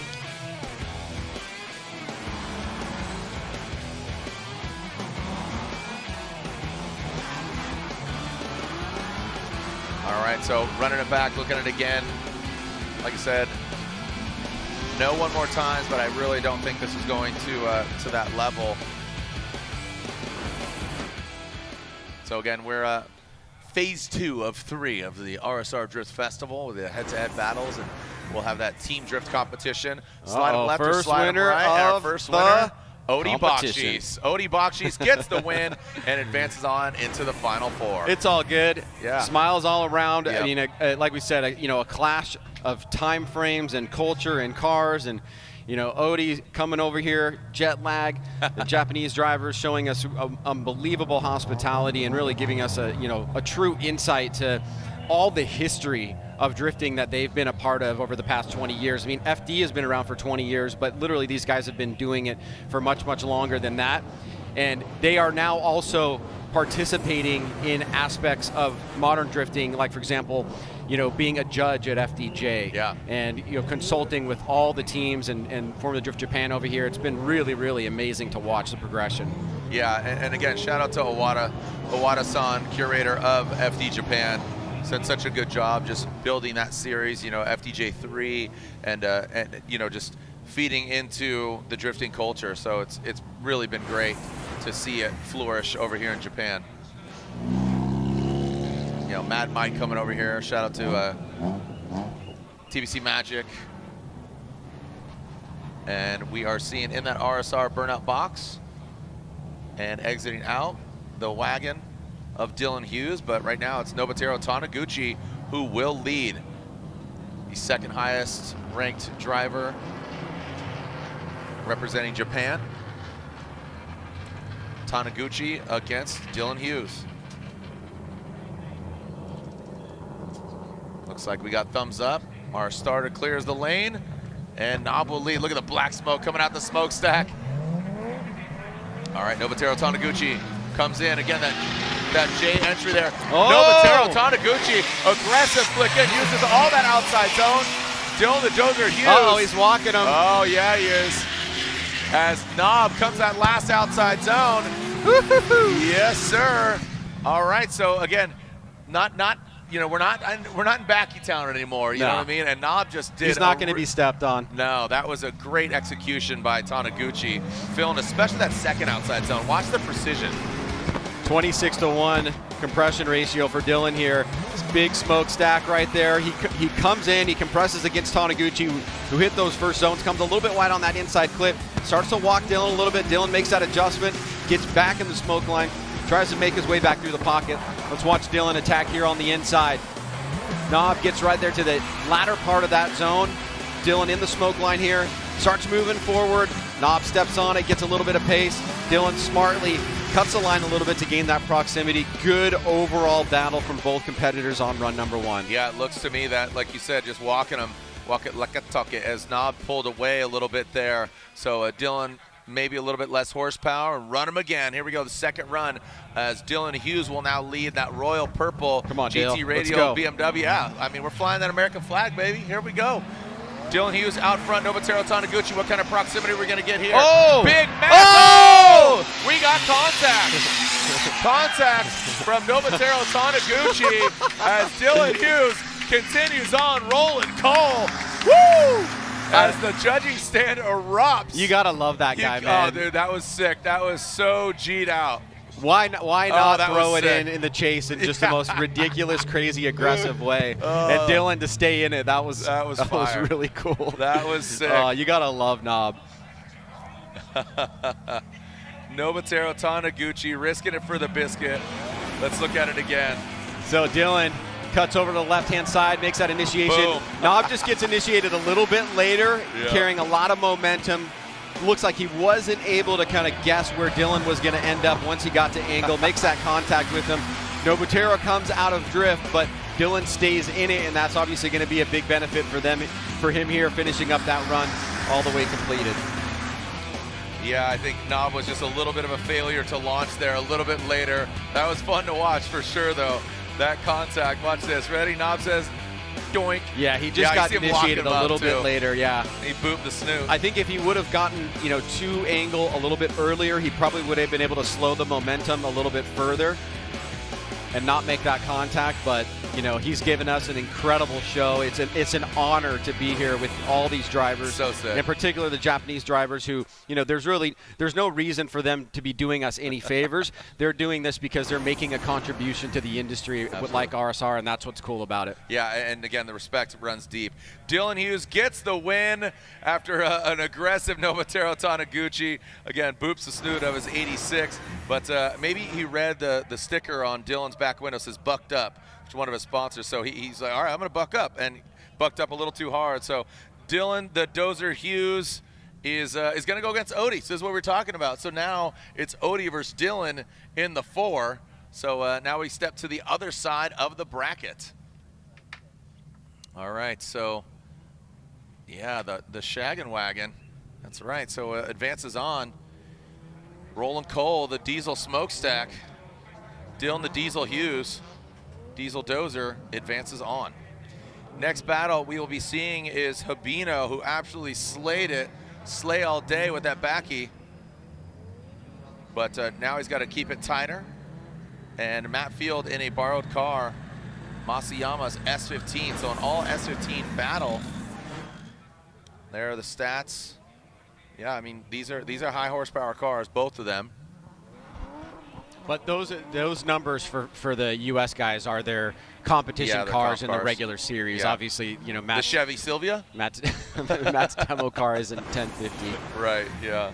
But I mean, Masayama's car is up there too, but there's Dylan taking off his lid. Smiles. Again, smiles all around, even with the loss. I'm sure Knob will go over there and be like, dude, that was awesome. All right, here we go. Here's the first run of this battle, Habino versus Field. And I'll tell you, you know who really shouted out Habino was Field. He's like, dude, that guy's badass. Like, he has so much respect for Habino. He knows he's a G. And now here he is in Japan at RSR Drift Festival in an S15 going against the ledge that is Habino. Here we go. Habino leads. Big oh, flick come there. on. Oh, Matt Field dives in. Yeah. Matt Field now gets that proximity. Habino with a gangster flick. Now ripping through into that last outside zone. Dude, Habino is just epic, man. He is so good. It's unbelievable. Yeah, and that again, that's where front row seat in the respect factory, you know, like Habino, you did good.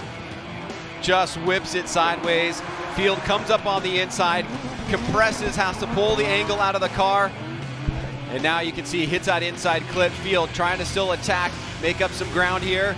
But Habino comes out strong with an incredible lead run, carrying that momentum from the biggest backy into his first battle in the Great 8. Field got a little work to do here, Jared. He's got to put the pressure on Habino as he will take the lead. Yeah, this is a big uphill battle here for Matt Field, and you know, just being in an unfamiliar car, just a few laps in this borrowed car from Masayama. Field will now lead Habino. He's going to chase him down. Now the question is, how much do you attack as a chase driver here, right? Yeah, do you go full show or do you go strategy? I think you go strategy. I think you go strategy here and save it, you know, because I think he's sitting on a pretty good advantage here over Field and you know, taking everything into consideration. You know, Field only has a few laps in the car. He knows, you know, he's going to throw down, but he's not going to overcook it. You know, it's not his car. It's a borrowed car, but here we go. You never know. They can throw it all out the window or throw it to the wall. Here we go. Matt Field initiates that first outside zone.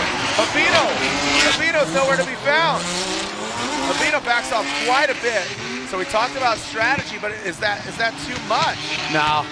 I think it's, like you said, it was pretty smartly played there. Like he took a shallower line to keep Matt Field in front of him. Close proximity once we got, you know, past the apex of the turn. But remember, Field really pulled a lot of angle out of the car. In traditional FD kind of judging for this past season, might have even been an incomplete. So let's take a look here. Field's chase run. Yeah, in the chase run. But Field comes out with a really strong lead run. I think, as you're saying, Habino was dancing a little bit there, maybe like threading the needle a little bit too much. But overall, if you put both things together, I think the needle is kind of leaning in his direction, unless the judges see it otherwise. But jumping in the car this morning, right-hand drive, I mean, it's an incredible accomplishment no matter which way you look at it. Yeah, absolutely. So awaiting the results from our judges. RSR Drift Festival and Habino ripping that RSR S15 Silvia. right. Did you tell that to Cam? And we are looking, here we are. So again, backing it up. There are no one more time. So we'll see who advances on. We're gonna have a definite winner. Question is Habino or Field.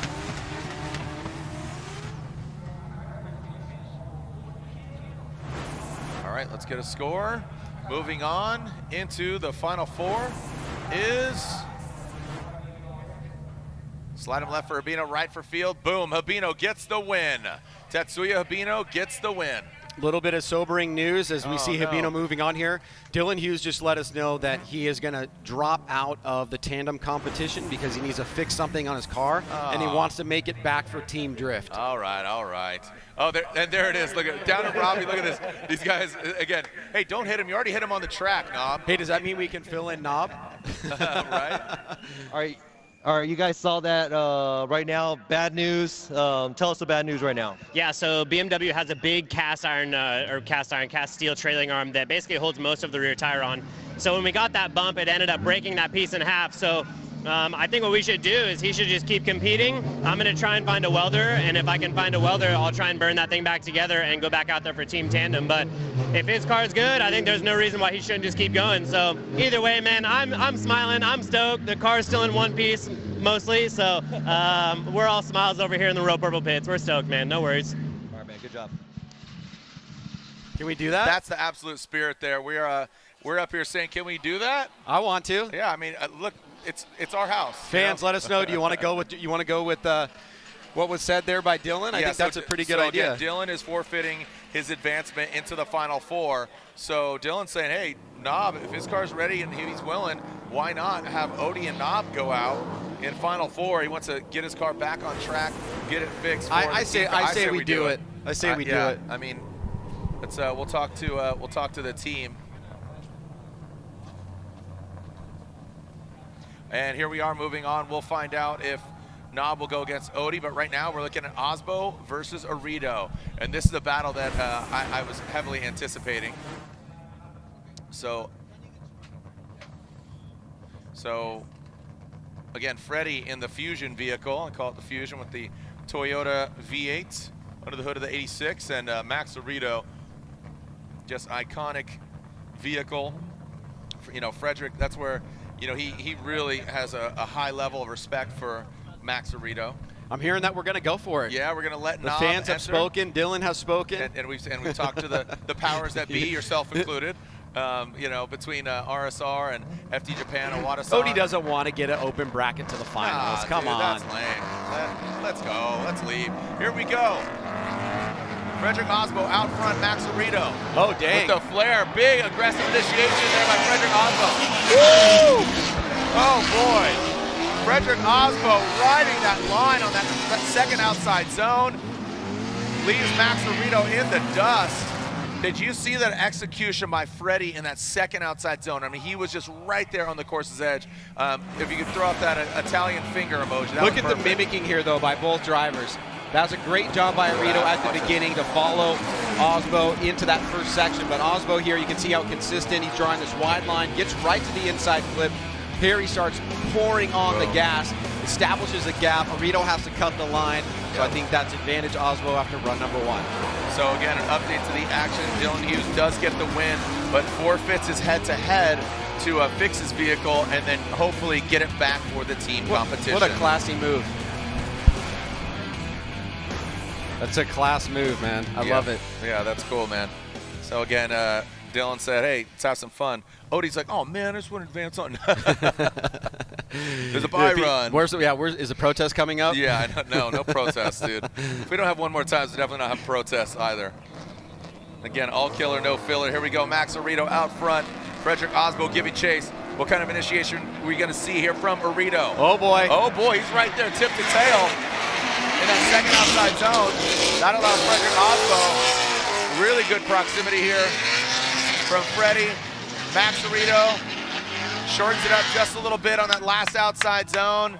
And I think this is going to be Freddie, Ryan. I think just given that proximity and the execution of the lead run, and here we are, all hands on deck. Yeah, I mean, I think, we know Arito is for sure a generational talent in a lot of different ways. Another guy that also is that is Frederick Osbo. Being able to jump in a variety of cars all over the world at any given time with completely different setups and be able to do and drive this way is a massive accomplishment. You can see Arito way overshoots that inside clip. Osbo predictably moves with Arito wherever he goes. He's kind of really maximizing that criteria as the chase driver, using the lead driver as a moving clipping point.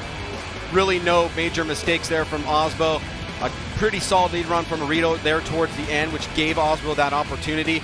But as you said, Jared, I think it's pointing in the direction of Frederick Osbo. Yeah, that would be a great battle. Habino and Osbo on that one side, on the right side of the bracket. And right now, again, we are getting word that Nobuteru Taniguchi is down to compete. It's a solid move there. So let's see the verdict here between Frederick Osbo and Max Arito. Slide him left for Freddie, right for Max. It looks like Frederick Osbo gets the win. It's unanimous. So again, Osbo advances on. He'll go against Habino in the final four as we head over to the other side of the bracket. Dang. So Odie and Nob, this is good. This worked out. Yeah, it's 2-2. Yeah. So again, it was intended to be, obviously FD USA on the left-hand side, but it worked out where FD Japan and Japanese legend Habino will go against Frederick Osbo, three-time Formula Drift champ. Final four is upon us, Jared. Yeah, that's right. Odie Bakshis versus Nobuteru Taniguchi. And then Habino versus Frederick Osbo. We're moving fast now, right? Yep. Yeah, this is a great show. And as we are getting ready for our first battle, the fans are waving Freddie on in. Let's throw it down to Robbie Nishida. Robbie, what do you got? All right, I'm down here at the pits at Hibino. He's doing a great job, obviously, qualifying first. And now he knows he's going to be going against Osbo. さあ、オズボ選手と、対決なんですが、今の気持ちどうでしょう？いやー、なんかね、本当に同じカラーリングで追走できるなんて本当にもう本当にね、嬉しくてたまらないです。はい。He said he's just super happy and stoked to be able to do a tandem with him. 多分ね、フレドリック選手、アメリカでもチャンピオン取ってるドライバーなんですが、そういう人とやっぱり勝ちたいですかね。いやもちろんね、勝負事なんで勝ち負けあると思うんですけど、まずやっぱりね、これだけの大勢のねファンの皆さんいるんで、いい追走を見せたいですね。まずね、前も後ろもしっかり走りたいです。はい。Yeah, so he knows that Freddie is a USA champion, and I felt asked him how does he feel about it. I know he's going to want to beat him, but he knows it's a competition. But also he just wants to show everybody a great tandem. So he wants to do a really great lead and a really great chase. さあバック進入で過激な走りができる日比野選手なんですけど、追走は自信はどうでしょう？あんまりないですね。練習してないんで、もうね、一人で走るのは結構ね練習してるんですけど、やっぱりそっちに集中しちゃうと追走ってあんまりね練習できてないんで、あんまり今回は期待しないで。So he did great in the backheat contest, and I was like, how does he feel about the tandem? He said, I didn't really practice so much tandem, for this event, and he was driving by himself, so he honestly he doesn't think that he's going to be able to do so well, and that's his honest feeling, but I'm pretty sure he's going to pull something out, and experienced driver. So 経験豊富なドライバーなんでなんかしてくれることを期待します。はい、頑張ります。Good luck to him. Drifting keeps you young, right? That's a 50-year-old guy. He looks like he's 30. I mean, yeah. Yeah, just thinking, damn, I'm pretty close to 50 years old, right? You and I are both close to 50. And this is how the bracket is shaping up here at RSR Drift Festival. Odie Bakshis gets the win. Dylan does get the win, but due to a breakage, he has to forfeit. So in, sportsmanship, he says, hey, you know what? If Knob's ready to run, go ahead. Pass the torch, baby. So Nobuteru Taniguchi goes against Odie Bakshis here in the Final Four. And remember, we do have a consolation battle for third place. So the winner advancing on to the finals. The loser will sit waiting in the wings to find out who is the winner and loser of Habino and Osbo. And away they go. Oh, wow, big separation out of the gate. That LS-powered S13 versus the 86. And here goes Odie Bakshis. Whoa, buddy! exceeds that track line. Frederick Osbo going for it. He's going against Nobuteru Taniguchi in a well-prepared car, but Odi, great jump out of the gate. Yeah, he got him, and Nobuteru Taniguchi just could not catch him at all. He got a little puckery there towards the second outside zone. Odi hits it. He comes in a little bit tight on the first outside zone, gets really close to the tire wall in that second outside zone, and Knob is here making adjustments, trying to close the gap. Got a little bit of a late jump out of the start line, and smartly he makes that adjustment to kind of cut the line a little bit to gain proximity to get it in the fight. So now we'll switch things up. Nobuteru Taniguchi will go to the lead, and Odi Bakchis will chase him down. All right, so little off course, like you said, Ryan, kind of flirt. You know, the first run we saw of Odi yesterday when he jumped in his S13, bang, it went right into the tire wall, stripped his back bumper. So he knows kind of, all right, dial it back from there. Test the limits, and then back it off from there. So Nobuteru Taniguchi will lead in that HKS 86, and Odi Bakchis chased him down. Field suspension, S13. Knob through that start chicane. I'm telling you, Odi Bakchis, he's going to get real close here. Comes into that second outside zone. Nobuteru, good sweep through. Good sweep out of that second outside zone and into the final. Was that enough? That was some really amazing defensive driving from Odi, leaving outside zone 1. Nobuteru came off the wall. He started to cut the line a little bit. Really, the gap was starting to close, and you could see Odi making those aggressive movements to avoid making contact, but still staying at angle at the same time. Let's take a look at it. You can see Taniguchi initiates, comes off the wall immediately. Here's where Odi is trying to make those adjustments without getting too wild and out of control in the car. He's able to do that. Taniguchi gets back on it, gets near that inside clip. Great job on that final outside zone, but comes out of a little bit short. Overall, it seems like Odi had the more consistent of the two runs, making those adjustments where he needed to and having a good, solid lead run. Just dropping that tire a little bit in that second outside zone, but putting all those factors in the hopper.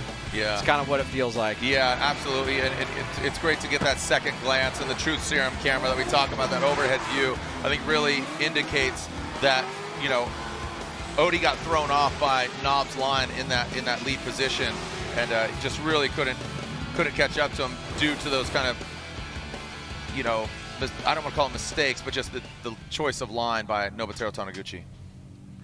So as we wait, remember so the loser will wait in the wings, and the winner will advance on, of course, to the finals. We're going to hit a side-by-side? Is that what I heard? Yeah, got a little side-by-side action.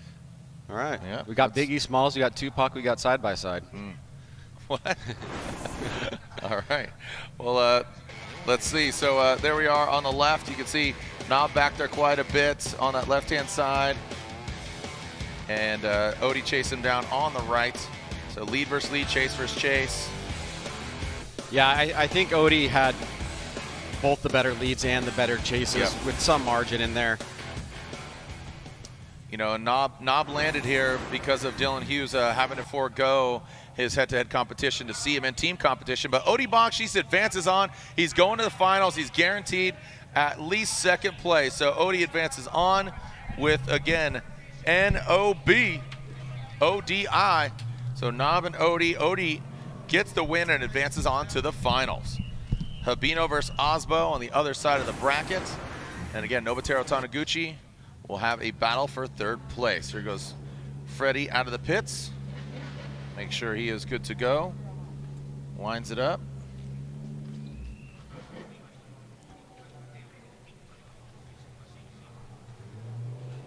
Got his Rockstar energy drink lid on.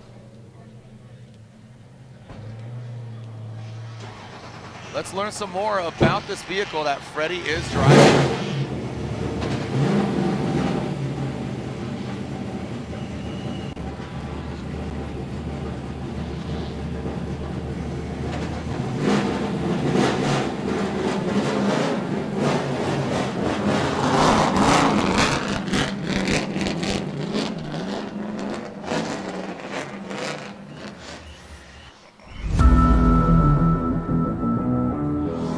This car was built for the 2013 Formula Drift Asia Championship.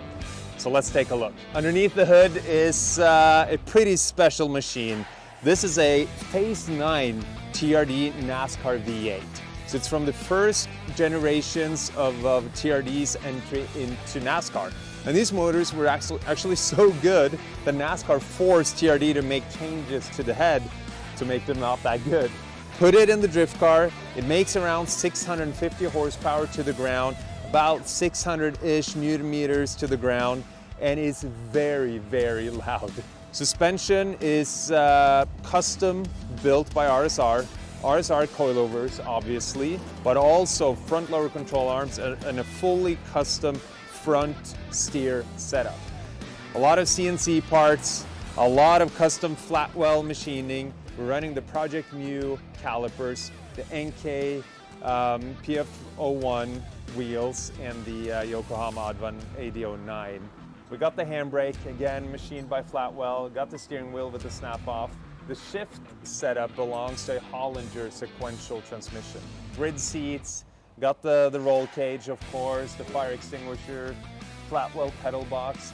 Let's take a look in the back. In typical drift car fashion, we got the cooling setup in the back. The radiator all the way in the rear, really wide core. We got the water sprayers here to deal with those really crazy summer temperatures. We got a really elaborate setup here with the fuel tank in the front. And we'll have this car on track at the RSR Drift Festival at Suzuka Twin. Very excited to be back in Japan. Thank you guys for watching, and I'll see you on track with RSR. All right, so pulling up to the line, we are seeing Habino and Osbo, and you can see Dylan Hughes and his team taking a look. That's that arm that he was talking about. That's taking that hit on that back right. All right, so Dylan Hughes got the win in the Great 8, but unfortunately in doing so, Knob tapped that back left, so you can see that hole, that damage. So Knob continued on, but Odie got the best of him. So here we are in the semifinals with Frederick Osbo and Habino. Should be a good one. Should be an absolute burner. Again, Habino with the great backy, but you don't want to run that right now here in competition. Habino will lead, Frederick Osbo giving chase. And away they go from that start line. Here goes Habino, that RSR S15. Big initiation from Habino. Oh, he does. But Frederick Osbo right there. An all-RSR battle. This could be the best battle we can see. Look at that formation. Tit for tat right in that last outside zone. Frederick Osbo flexing on him. Habino with a gangster entry. That was tens all around. That was absolute ledge. Odie likes it. I mean, that was a sick initiation by Habino, but Frederick was right there. Yeah. You talk about no backies. Well, he said, hold my beer. Watch this. This was unbelievable initiation, followed by an amazing chase to get right in the pocket. Look at the matching there from Osbo. Habino goes a little bit wide on that inside clip. Huge snap back around by Habino, though, but Osbo is right there on every move. I mean, if that's not an RSR ad, I don't know what is. Oh, that's the commercial right there. RSR Ichiban.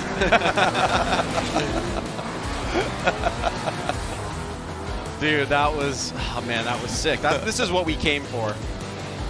Yeah, no, that's what I said. I knew Freddie and Arito would be good, but I knew Osbo and Habino was going to be even better. Look at that. You're seeing two greats right here on course. This may be the only time this happens. Right? Forever. Yeah. This is history, man.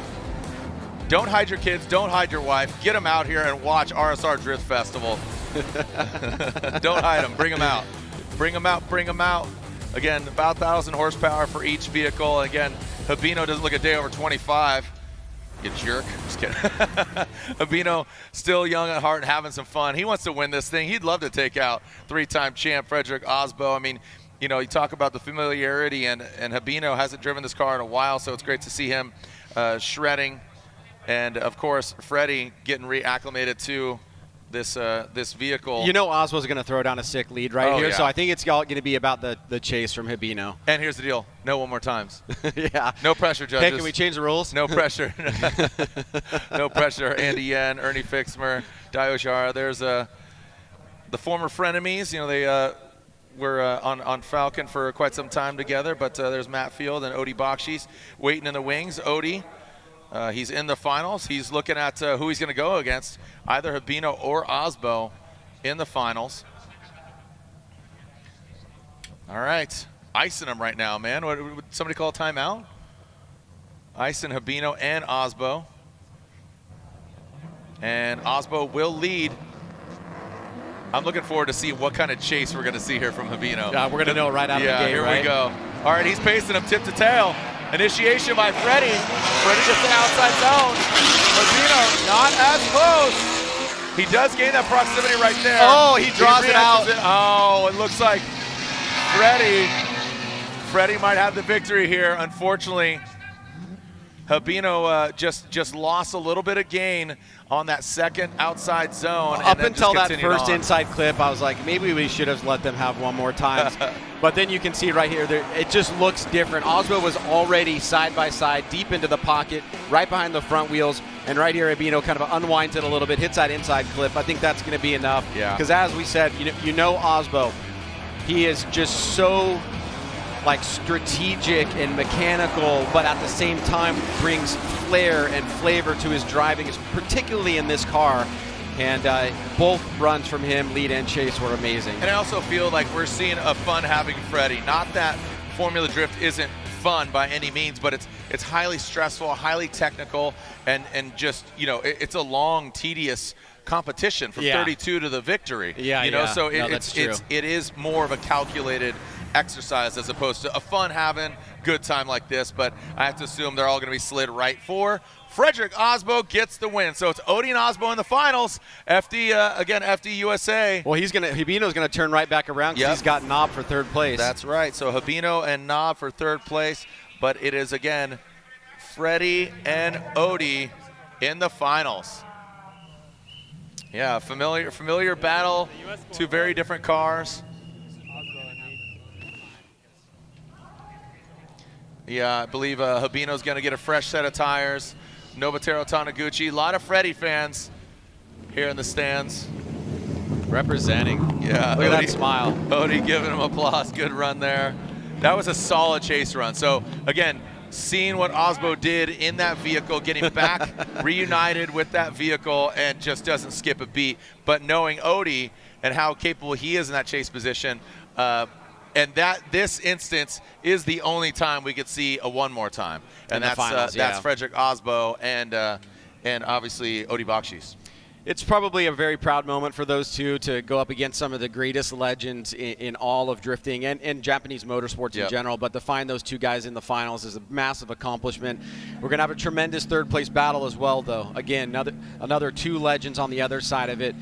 Not sure how much they've driven with each other, but we've obviously seen what they can do here today, and that's going to be a really fun one. So there we are. We can see the final battle there, Odie Bakshi's versus Frederick Osbo, but before that, we will see Nobuteru Taniguchi versus Tetsuya Habino in that S15. All right, so quick little lull in the action, but we are absolutely ripping through our head-to-head battles, but this is only stage 2 of our RSR Drift Festival. And there we are seeing Freddie, smiles on his face, got the Rockstar lid on. Be sure to tune into Controlled Chaos on the Rockstar Energy Drink YouTube page, where you can follow the misadventures of both Frederick Osbo and his Rockstar teammate Ryan Turk. So be sure to watch that. As Robbie is with the most recent winner. He's going against he's going against Odie in the finals. What's going on in his head down there, Robbie? All right, so the run 1 was insane, and I know you guys had a great time out there. Now you're in the finals here in this vehicle that you were talking about before. You had this here 10 years ago. You tested it. Now you're back here competing with the FD US guy in the finals. How does it feel right now?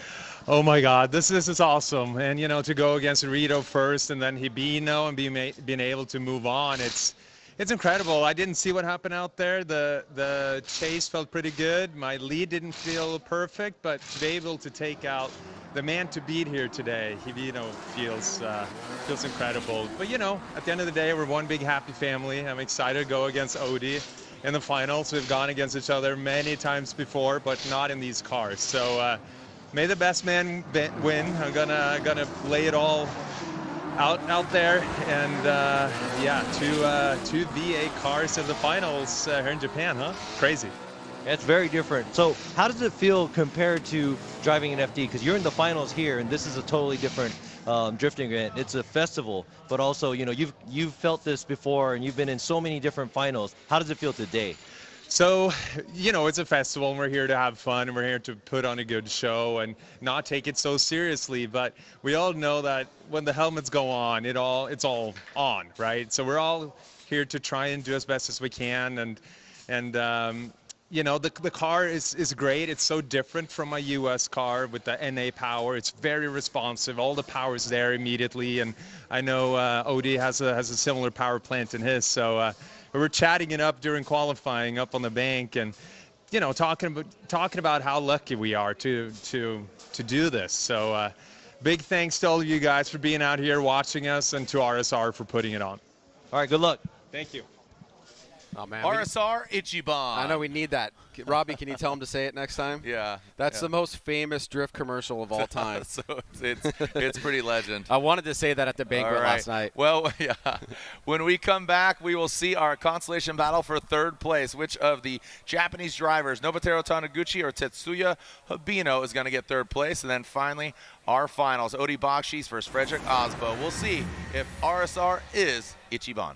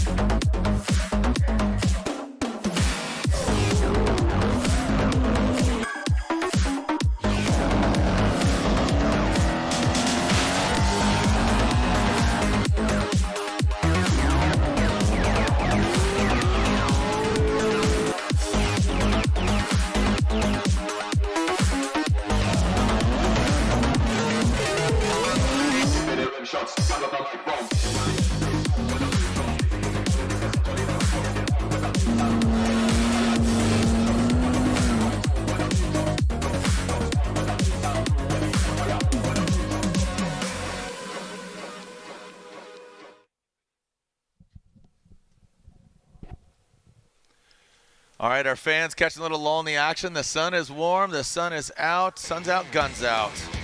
Some great times here at our RSR Drift Festival 2023. RSR, an early adopter of this just emerging sport 20 years ago, and it's just grown to such great magnitude. Still has this niche feel, feels intimate, but it's just got this international appeal.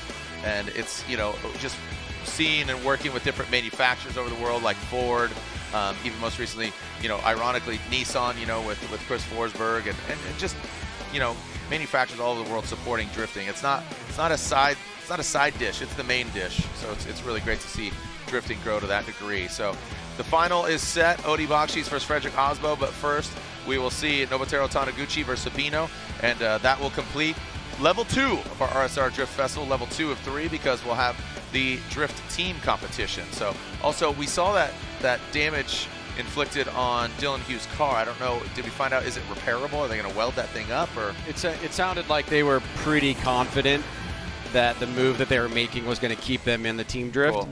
So that it would be interesting if he wasn't able to, because I don't think that that's like a detriment to the judging aspects of it. It just is like one less driver that can do something.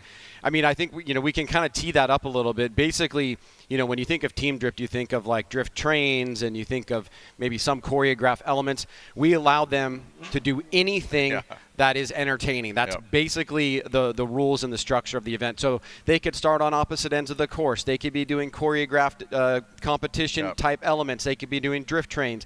They could be walking around their car doing Chinese fire drill. Whatever they want to do, the goal is to entertain. And you got 4 cars and you got 2 non-consecutive runs scored out of 100 points. So as far as I know, this is a one-of-one type situation that's never happened before. Yep, and it's very well deserving that. We're just gonna have some fun out here, and that seems to be the sentiment. Every time Robbie interviews a driver, they got a smile on their face. And we get our eye in the sky, bird's eye view of our Suzuka Twin Circuit. Seeing Habino pull out of the garage, and here comes Nobuteru Taniguchi. So both of them headed for that RSR drift box. And again, just such an iconic track, Suzuka Twin Circuit.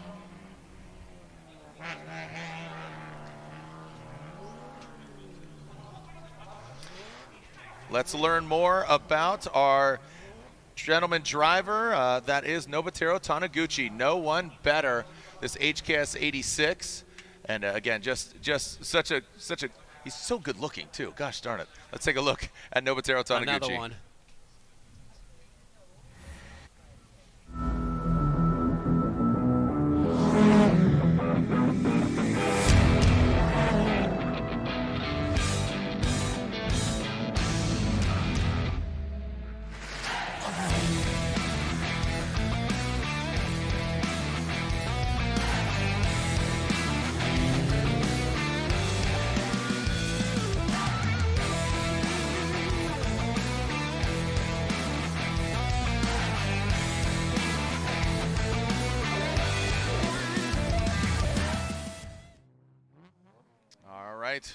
Pulling up to the start line, you got Habino, as Knob still putting some more heat in the tires in that HKS AE86. And there's Habino on the start line. He will start first because the highest qualifying driver in the backy competition. There's the stats is what we're looking at. So is Nobuteru Taniguchi a little bit being outpowered by Habino. We'll see the driving prowess. Gosh, you can hear Freddie's car just firing up in the pits, getting ready. And here we go, an all-Japanese battle for third place. Who's gonna get that final podium spot? Habino or Knob? Knob a little slow off the start. I don't know if that's the right strategy. Dives in on the inside line. Habino, a gangster flick in the outside zone. Nobuteru Taniguchi, straight line approach, not phased at all.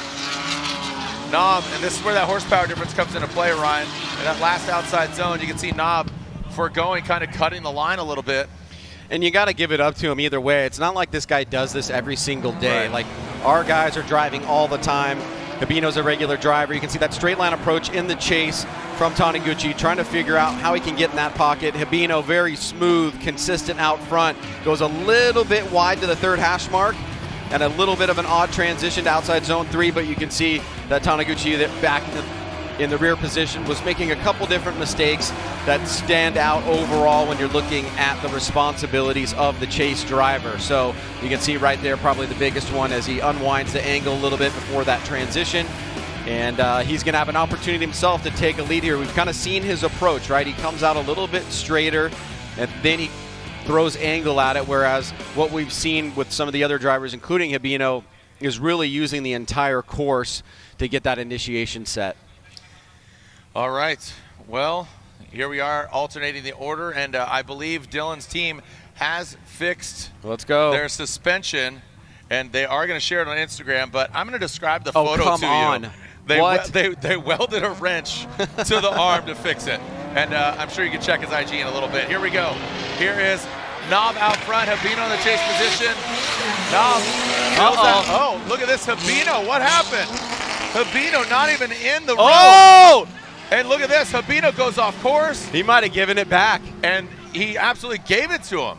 So unfortunately, Habino had some issues, and Nobuteru Taniguchi, I think, is going to get the win after Habino's major mistake. The momentum from Habino potentially stunted here by one of the most legendary Japanese drivers of all time.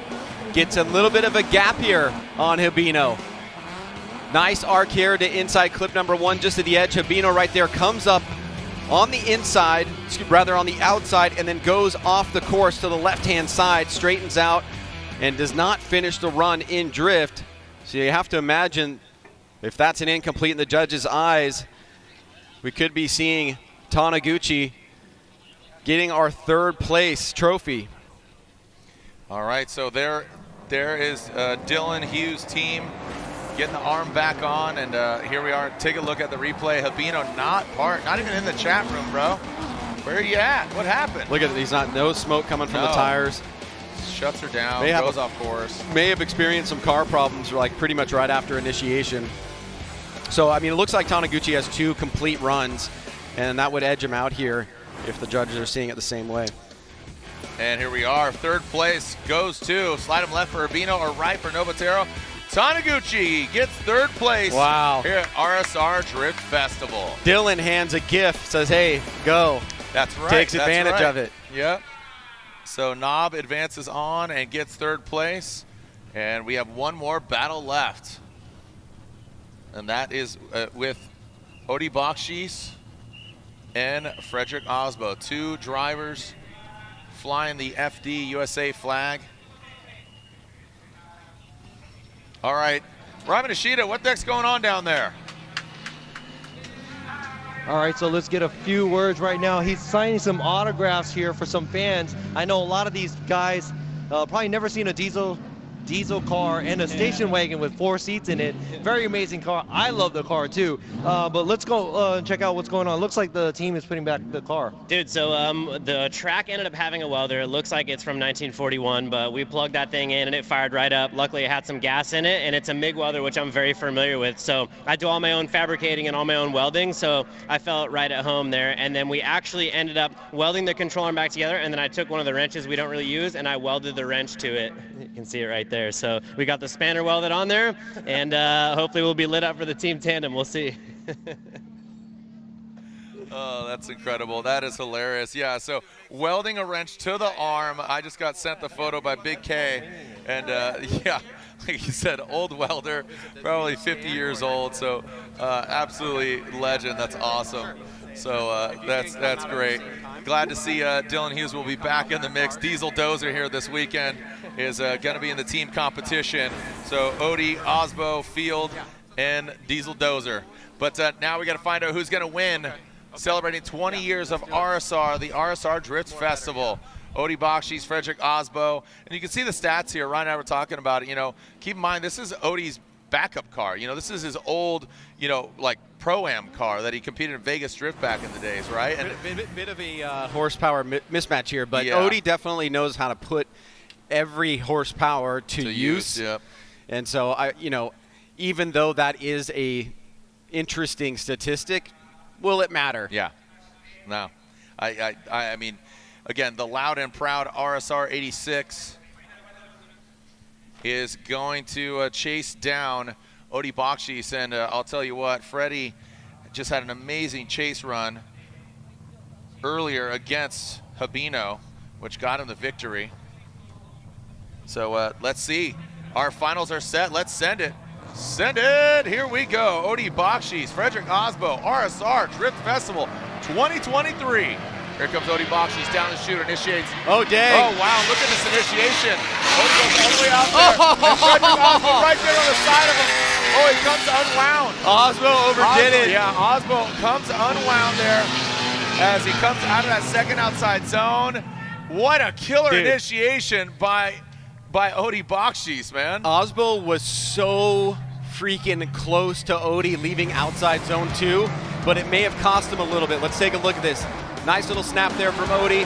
Doesn't get fully into outside zone 1, but he does 2. Right there, Osbo bumps him, and you can see Odie has to make that adjustment. Osbo does too. So it looks like that'll be probably fault on Osbo, because it seemed like Odie was still on a relatively appropriate line for that section of the course. And Osbo's closing rate with so much horsepower and grip was definitely playing against him there. But both drivers stay in it. A great way to start the final battle. Everybody wins no matter what, but these guys are putting on a tremendous show.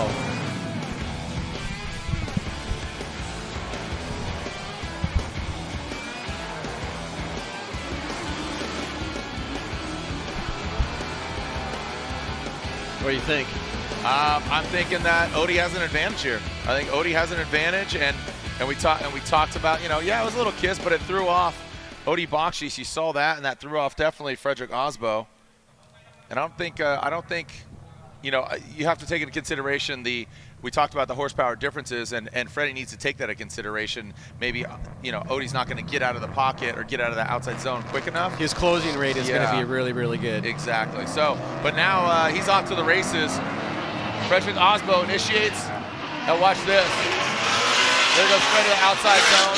A shallower line by Odie Bakshis. Odie's not letting the horsepower stand in his way. No. That is all about compromisation right there. You know, you saw Odie compromise. He couldn't get to the outside zone like Freddie did because he's powering into it, but Odie cut the line a little bit short. He's not letting the deficit stand in his way at all. No, absolutely not. So again, watch on initiation. Freddie fills all that outside zone. Odie cuts the line. So yeah, he definitely cuts the line there. A little bit less angle. I think this is going to come down to the severity of the tap from Osbo in run 1. Osbo's lead here is pretty freaking good. And, you know, Odie, pretty much made a good choice in cutting the line, but obviously it just shows that he wasn't able to get to that fooling kind of matching characteristic that the judges would be looking for. Now, of course, the judges do have a one more time option here if they feel that they want to use it, but they don't have to.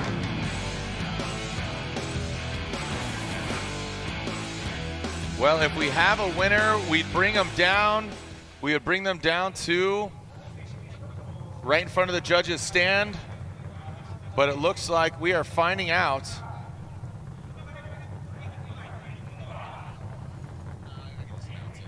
We are finding out that it is a one more time. It is a one more time. They're going at it again. One more time. So Odie Bakshis and this. Was that unanimous? Do we know? Was that all three of you? No. No? Let's get the reveal.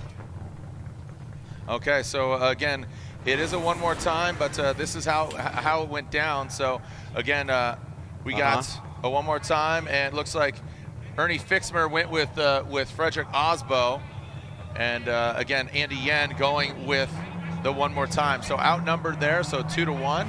Here's our side-by-side brought to you by Ineos Motor Oil. Let's take a look. Yeah, I mean, I think Osbo, overall, if you correct for the little bump that he had on Odie, had the better of both runs.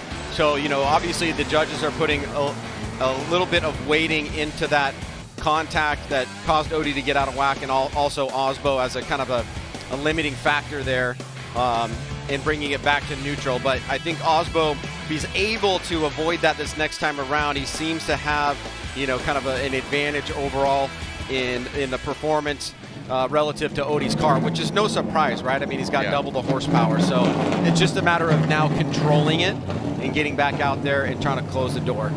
But, you know, Odie is not one to give up. No, Odie does not, and it just, I think it's justified. Here we are in the finals. You know, we have one more party, and that's the team party. Kevin Darwish tuning in. Thanks for watching. We got a lot of fans watching all around the globe, getting some DMs. Jim, Mr. Lau watching from home, doing a little Thanksgiving prep and watching some Formula Drift. And finishing up the brine on that turkey. All right, let's go down to Robbie, who's with the Norwegian Hammer.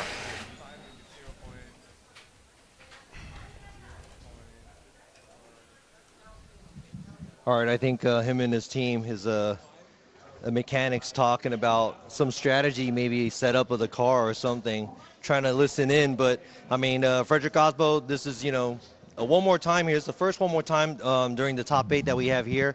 You're going against a fellow FDUSA driver. How does it feel right now?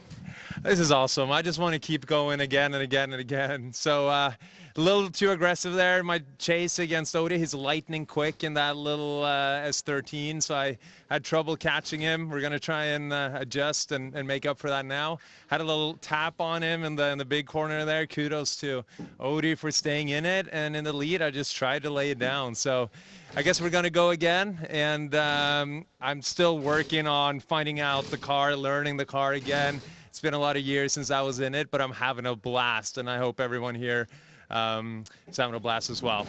So I know you're probably comfortable in this car because you've driven it before a couple of times, but it's not a car that you're always driving. It's obviously a right-hand drive car, and you've been in Japan for maybe a couple of days, and you probably went up and practiced a little bit in a different car. How does it feel to be in this RSR 86?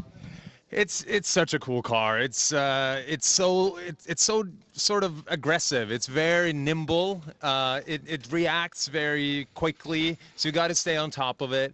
But there's gobs of power, gobs of torque. Nate did a retune on it before we got here, and like you said, I've been up to Ebisu practicing a little bit, getting my right-hand drive groove on, and you know, this whole trip to Japan has been a blast. 4 years without coming here, we're finally back, and it feels really good.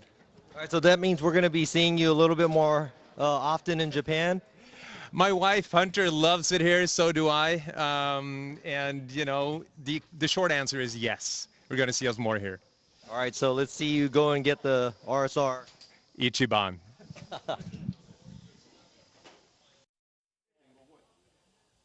He came through on that. Yeah, RSR Ichiban. We'll see if he gets that number one What a gentleman. spot.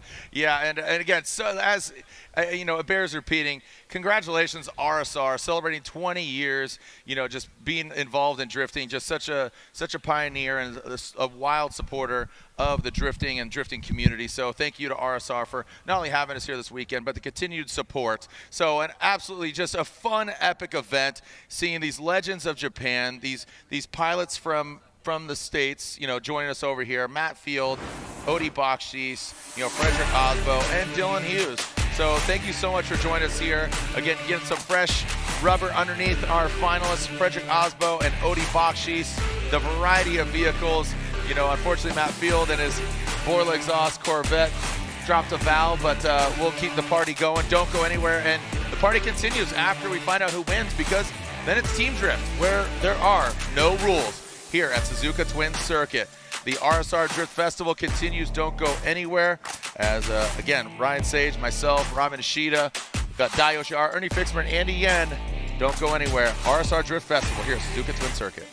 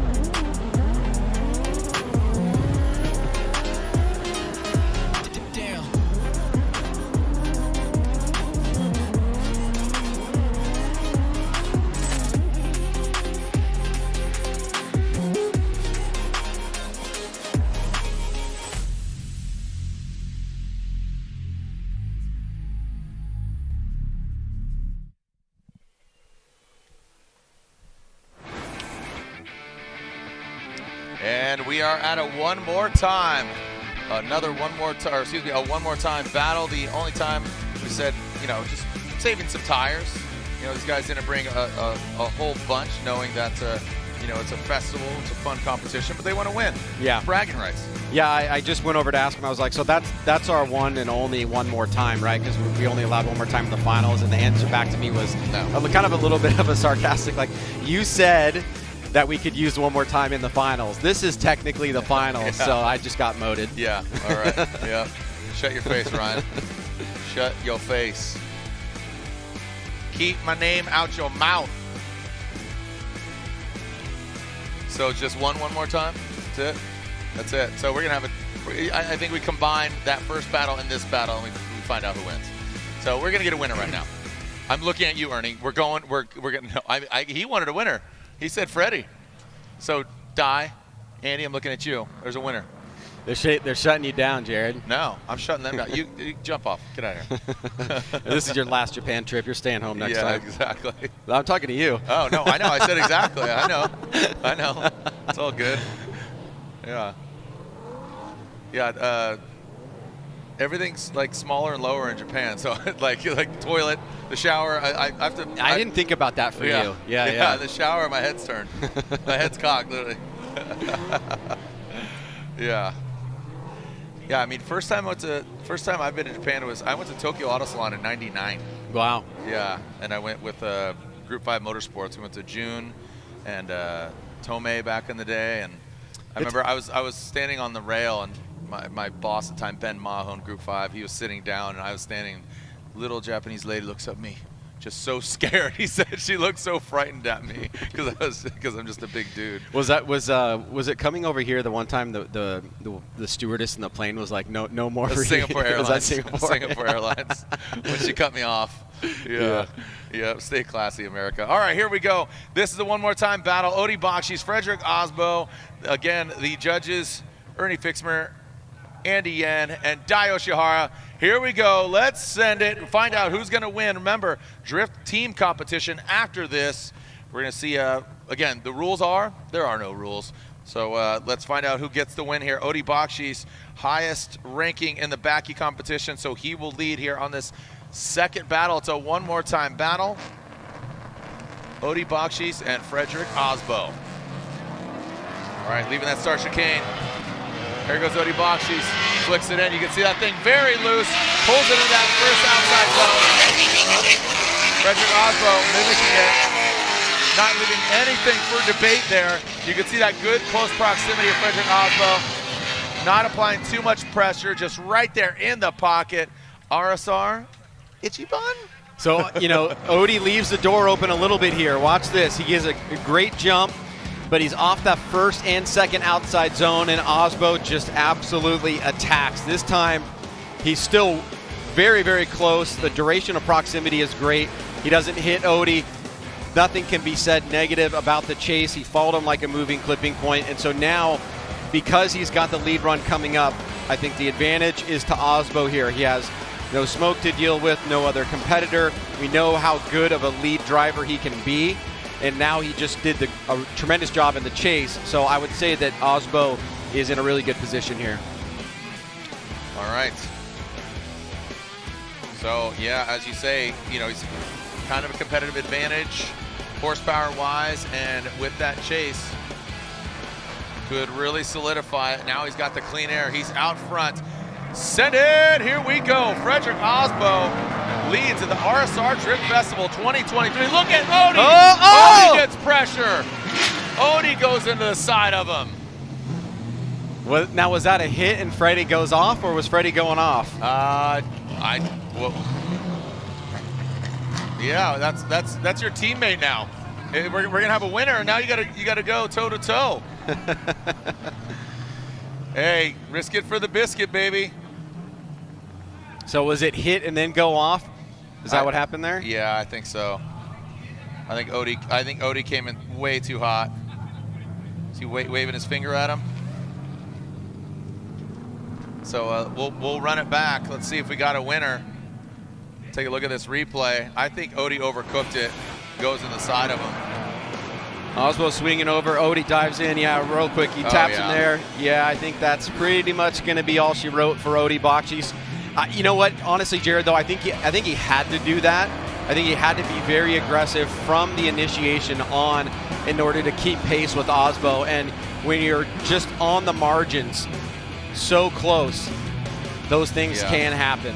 So we'll bring him down here, and looks like we've got ourselves a winner.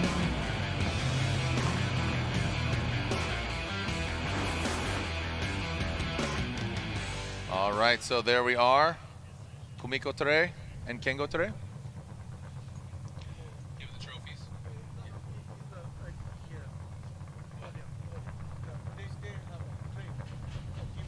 They're presenting trophies. Yeah.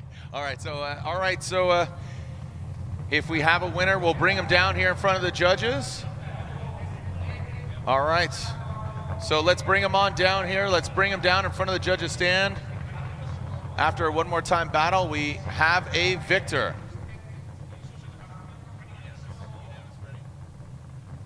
All right, so bring him on down here. Come on.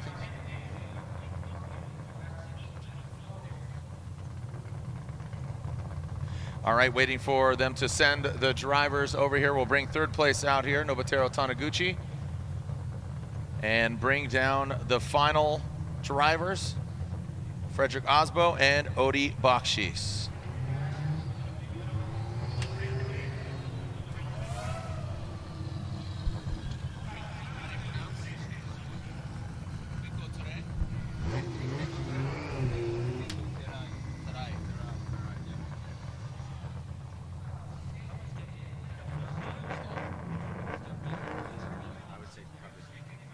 All right, so as you can see, we are bringing our finalists down. There is that RSR 86.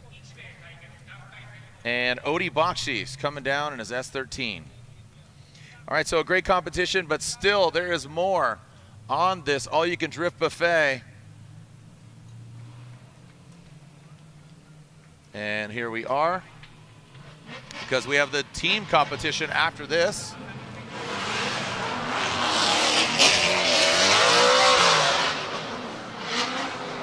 Some celebratory donuts from the boys. Odie Bakshis, Frederick Osbo.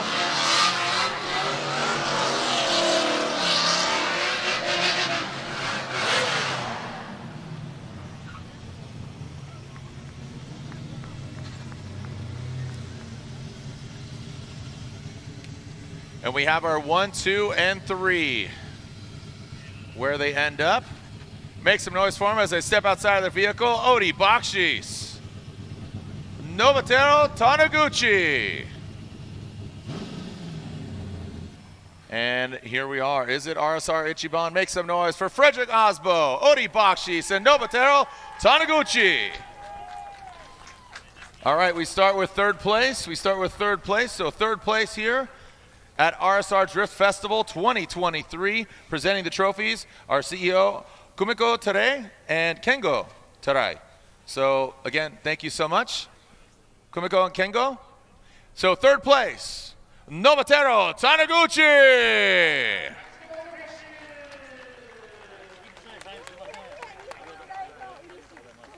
Thank you so much to RSR and the RSR family. And now we announce the #1 finisher. Again, who is Ichiban? Is it RSR Ichiban? We'll see. And again, your winner here at RSR Drift Festival 2023. And again, we still have our team competition.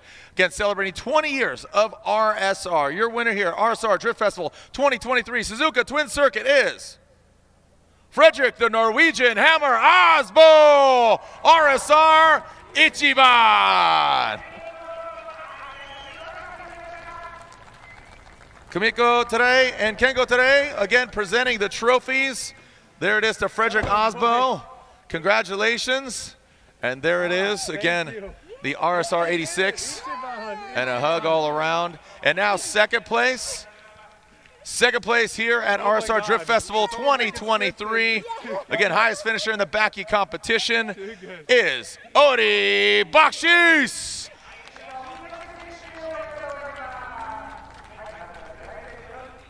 Again, the Tere, Kumiko, and Kengo Tere presenting the trophies. Congratulations.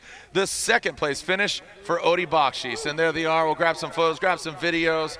And again, we have the team competition after this. We're not done. We are not done. We got FD USA, and again, with a little help from a spanner wrench on Dylan Hughes' camp, car should be up and running and ready to go. There is 1, 2, and 3.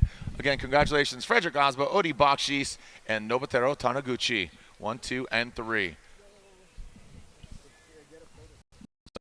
And we'll get the cars back prepped and ready to rock. Let's throw it down to Robbie Nishida. Robbie, where are you at? What's going on? All right, so congratulations to Frederick Osbo. You did it. This is the 20-year anniversary for RSR, and in an RSR car, you were able to take the win. I heard that it took you like 40 hours to get here this time. You were in South America, and you traveled far, far away. How does it feel to be in Japan after many years after the COVID? Yeah, this is too good to be true. You know, it's been a little bit of a challenging FD season in the U.S. So to come back here, practice, meet everybody, get back up to speed in the Hachiroku, and then pull off this win among these legends, it feels really, really good. And you know, I kind of feel like a wrestler right now. I mean, this is better than scripted, right? Like it's, I feel like a lot of people here, they've been waiting for me to see this RSR Ichiban. There you go, guys. You got a win. Now let me go ahead. Driver all the way from the U.S. He's in his demo. He did a great job in it. I know, you didn't have all the power in the world, but the car ran great all day today. And how do you feel for getting second and also getting first in the Backy contest? It feels great. You know, I, in my wildest dreams, wouldn't have thought that I would be, when I started drifting, that I'd be here drifting with all these legends in Japan. Like, it is mind-blowing. So thank you so much, RSR, for inviting me, for having this event. And it was so much fun. I've been driving this car since 2009. This is sentimental value to me because this is my first drift car. So it feels really nice to bring my first drift car ever. It's just absolutely mind-blowing. All right, well, congratulations, guys. And let me move on to the third place. You know, he was about to have a fallout. He did have contact with Dylan earlier, but then, it is a festival, so let's, keep things going. And he is in here. He was in the mix, and he made it to top 3 and made third place. さあ、今回ね、いろいろあったんですが、今回3位ということで、もちろんね、多分悔しい思いはあると思うんですが、今、どんな心境でしょう？まずはね、最初1回戦でぶつけちゃったBMW の彼にね、ごめんねと言いたい。He said first he just wants to say I'm really sorry to Dylan because he did hit him. あとね、この大会を開いていただいた RSR さん、そして車を準備してくださったね、HKS の、スタッフの皆さんで、車はすごく戦闘力ある車を用意してもらったし、で横浜のネイバーもすごく乗りやすくて、いい状態を用意してもらったのに、僕がうまく乗り切れなくて、なんかちょっとこう僕の中ではもっといい走り見せたかったなっていうのはあるんですが、そしてこの3位というのも、本当だったらもう1回戦で負けてるのに。彼が自分の車壊れちゃって走れないから代わりに走ってくれって言ってくれてね、で次のベスト4負けるでしょ。1回も勝ってないのに3位ってそう危うくね、全部負けると1日3回負けるとこだったよね。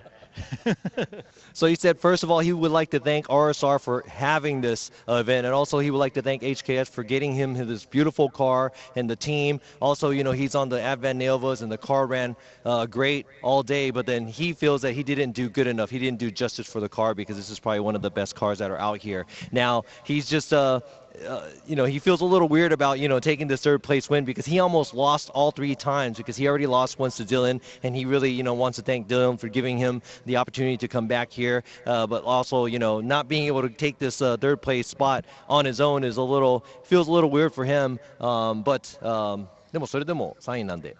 そうですね。今思うのは、またこんな時のために練習しようと思いました。So he feels, for times like this, he's going to go back and practice more because he never knows what's going to happen. 皆さんおめでとうございます。Congratulations.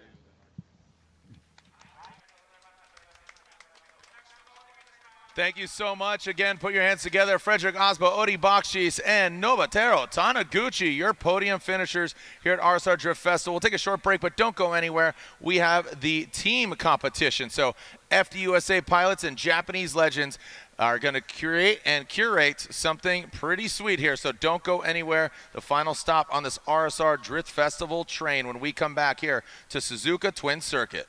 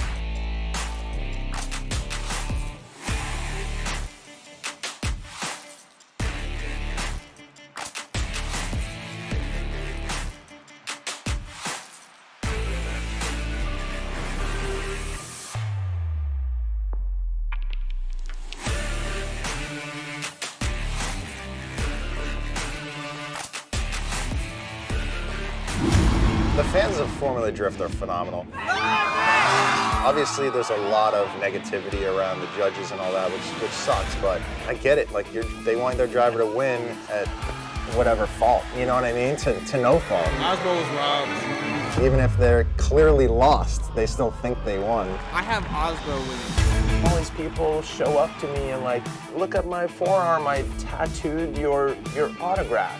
It blows my mind, the unconditional support I get. This is my first time out. It's crazy.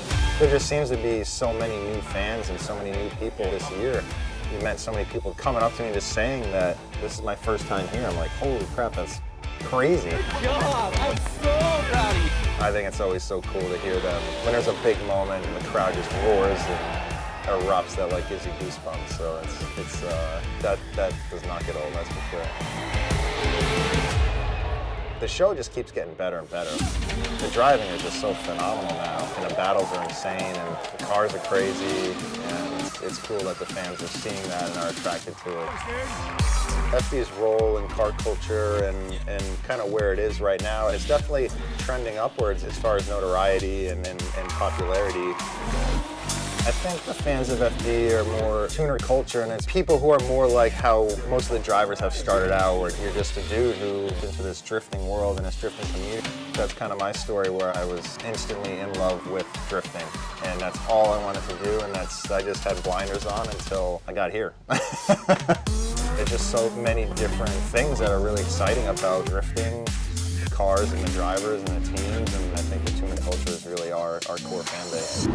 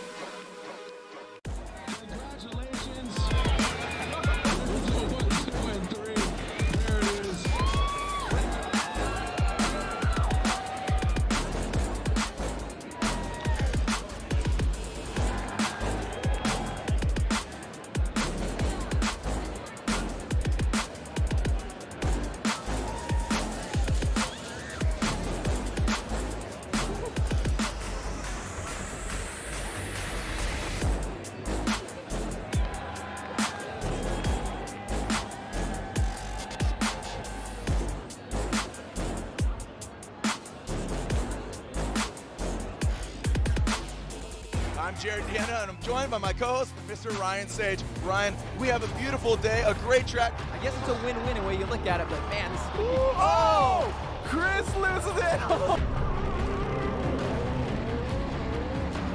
Oh, and Darren McNamara, what happened?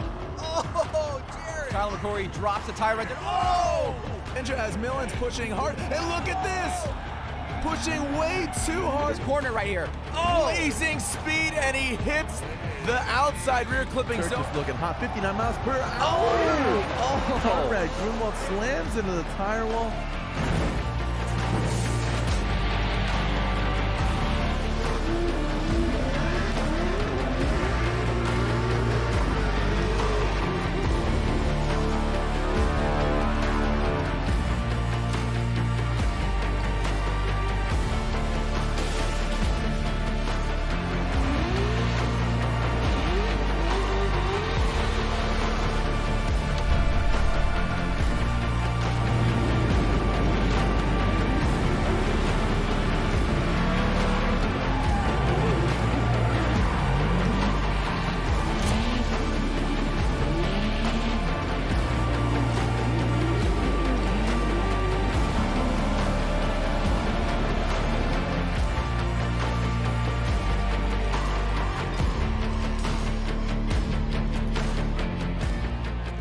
I would like to see us continue to kind of move on the trajectory that we're on and continue to sell out events, grow the drivers and their programs, grow our audience, our live stream viewership, all the things that are important to us as a business. I'd love to see that continue to grow. And at the same time, what's important is that people are achieving their dreams.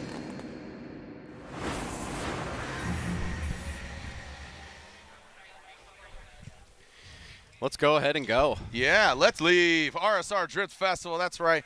I just went down, and I'll just be honest, I went down to the restroom, but got to cruise through the pits. Interesting. And I say that because just the energy here is just really cool. It's just really chill. Everybody's having a good time. And, you know, in the States, like, let's make some noise. You know, Japanese fans a little subdued, but they're very intentional and very focused. So the energy level is just chill, man. It's like, well, you saw the one girl that was giving Osbo a hug and like how much it meant to her, and the open pits has always been something that I think is a really special aspect of drifting in general. And back home, we get that same kind of feel to it, but here it is a very intimate track. There's 4 cars on one side of the paddock, 4 cars on the other side, and fans can literally walk right up to the car. They start it, which is steal it.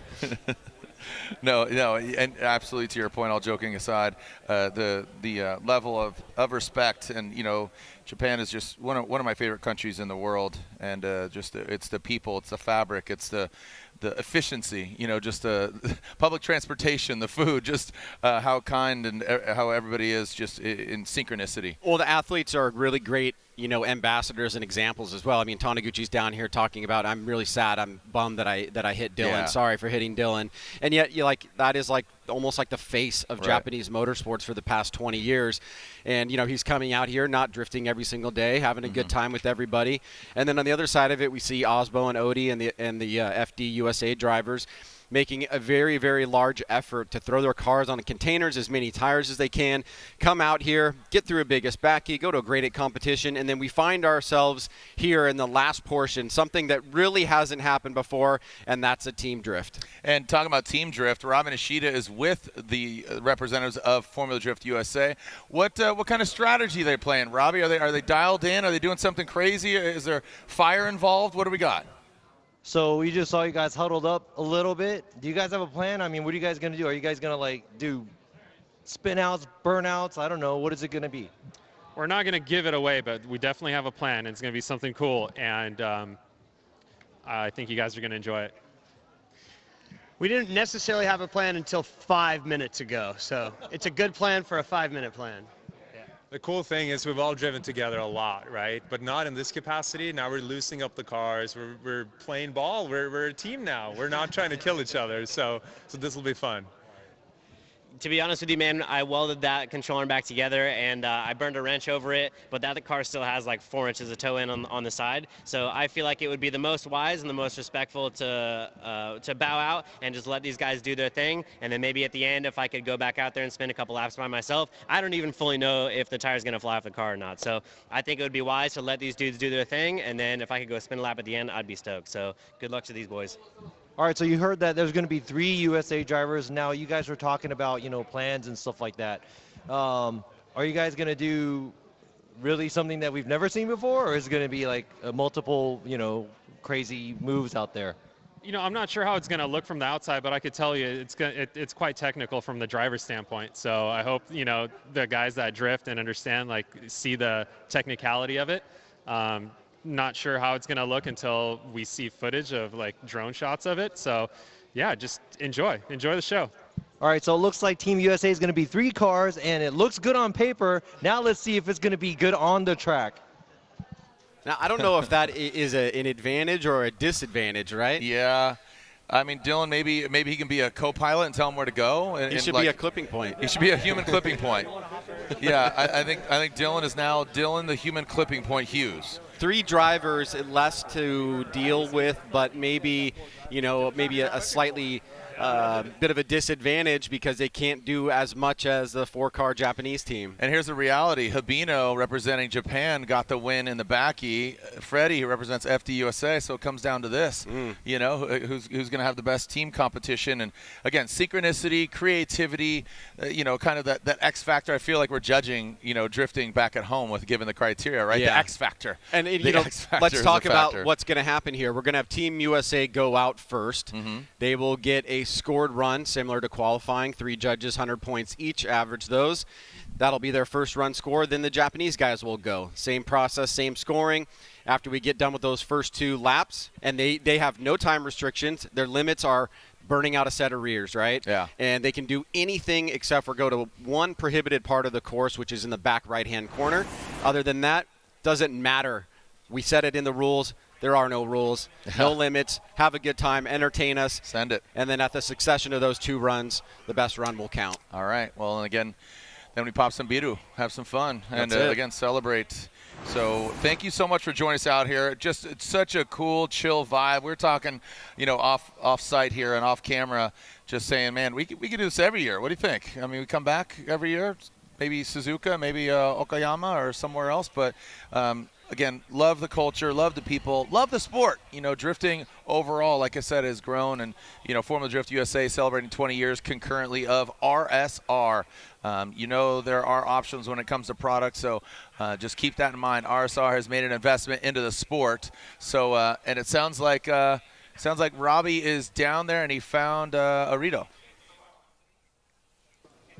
All right, I'm down here with Arito. Talk about drifting and festival. This is a man to talk to because it's all about festival for him, and I know he's a wild guy and a wild driver. お祭りといえば、オリドさん、というぐらいなんですが、今回ね、チームドリフトということで、作戦は立ってますか？作戦完璧ですよ。完璧、パーフェクト。He said he has a perfect plan. もうこれ以上ないってぐらいのパーフェクトな作戦がもう出来上がってますから。本当ですか？嘘です。He said he's got a perfect plan, and he's got it. He said it's going to be over the top and it's perfect. So I was like, "Are you sure?" He's like, "No, I'm lying." ってことはこれからってことですか？まあね、おおよそは決まってますけど、我々は別に勝ちを狙いにいってるわけじゃないので、作戦は完璧です。さすがお祭り男なんですけど、じゃあ、意気込みを一言。もうやっつけますよ USA。All right, so that's Arito. Max Arito, the festival drift guy. He said, they do have an overall plan, but they don't have the, small nitbits figured out. But he said he's going to go for it, and he said he's going to beat the Team USA. So good luck to you guys. Thank you. All right, we'll Shot see over the bow. Yeah, dude. I mean, look at this space cowboy, man. He's ready to party. He looks like he's from America, man. He's got all that flair, got the cowboy hat, and saw him last night. We haven't seen each other in years. I love you. That's what he just kept saying to me. I love you. That's what he kept saying to me. Was that at the banquet? No, that was at the hotel lobby. Oh, okay. That was after the banquet. Oh, okay. Yeah, that makes sense. Yeah, got a little more torqued up. So no, it was a fun night last night. What's been cool about this event is when we first announced it. There was a lot of if you're under 25, you wouldn't even have known about the first RSR Drift Festival, right? Because you would have been 5 years old essentially. Right. And I got a lot of response from fans, and they're like, "What is this? Oh, this is cool. I've never heard of this before." And if you go back to that time frame, think about 2003, right? I mean, no smartphones, no social media. Everything was recorded on videotape or whatever the case may be. But you didn't really have the things that we, have had for granted since 2009 or whenever all that stuff came out. So for many people, this is going to be their first exposure to this. But for those of us that have been in the industry for a long time, have been around since that time, the significance of this event and what RSR has done. I mean, just think about what happened here in front of us. Odi Bakshis has his own suspension company. Mm-hmm. They invited him out here. That's how much they're willing to bring everybody together to have this amazing event. There's 300 parking spots that they basically gave to fans, first come, first serve, free admission. Trying to put all that together in a 4-month window, which is more or less the time frame that we were dealing with, and 2 different teams on 2 different countries across the sea, plus all these other organizational elements is a heavy lift. Yep, and thank you to our judges, Andy Yen, who's got an active career in the fire industry, and being a fireman now, and Ernie Fixmer takes time out of his job to come over here and celebrate the culture and the roots of it. Dai Yoshihara, he's on his way to Willow Springs. He's leaving tonight, right after this. Yeah, he's leaving tonight. So everybody's, it's not a compromise, it's not a sacrifice, it's an investment, and that's what I really love about the drifting culture is celebrate. Don't hate, congratulate, and celebrate, and everybody wins in an event like this and in the drifting culture overall. And I want to reiterate what Odi said. He says, what a dream come true. We're talking about last night. That's his old Pro-Am car. He used to compete in Nick DeZaun's Vegas drift events, right? And here he is, as a kid early on, watching these Japanese drifters. He brings that car over to Japan and gets to compete at Suzuka Twin Circuit with these Japanese legends he, grew up watching or aspiring. It's so cool. So, and it looks like Dylan Hughes is riding shotgun. All right. With one of the guys. So why not? Hey. The dozer giving him some tips. Go left, go right, do this, do that. It's going to hop out and be a moving clipping point. Okay. A stationary clipping point. No, moving. Okay, he's going to run? Yeah, let's just see what happens. Yeah, it's Squid Games, you know? I don't know if that's a good idea. No, let's not do that. You know they're doing a real life Squid Game. No, like they're doing a game. I don't think anybody's gonna die like Squid Games, but I hope not. Yeah, let's just. Yeah, it's the Running Man now. You know.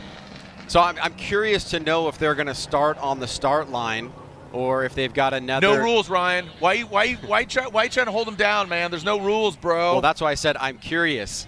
Yeah, I know, but just stop asking questions. Just enjoy, man. Just here's your popcorn. Shut up and watch. No, I'm joking. But yeah, so again, USA's going first. They got 3 cars, FD USA. So Dylan bows out. Greg Bussell, thanks for watching from Coro Works. Again, shout out to thinking of you, Tyler, and Coro Works and the Coro Works family. All right, so here we go. This is RSR Drift Festival 2023, celebrating 20 years of RSR, celebrating drifting. And Team USA are representing Formula Drift USA against some Japanese legends. Dylan Hughes, he took a tap by Nobuteru Taniguchi, broke his arm. He welded a spanner wrench to it. He says, I just don't want to risk it. Don't know if his tire's going to fly off or his wheel's going to fly off. Ford Stars are strong, but, you know, obviously when they fly off, you need all 4 of them. So Team Japan, that being Imamura, Taniguchi, talking about Habino, and Arito. This is our team drift competition. USA will kick things off with Frederick Osbo, Matt Field, and Odi Bakshi. Dylan Hughes bows out, but he's riding shotgun with who's he riding shotgun with exactly? I think Osbo.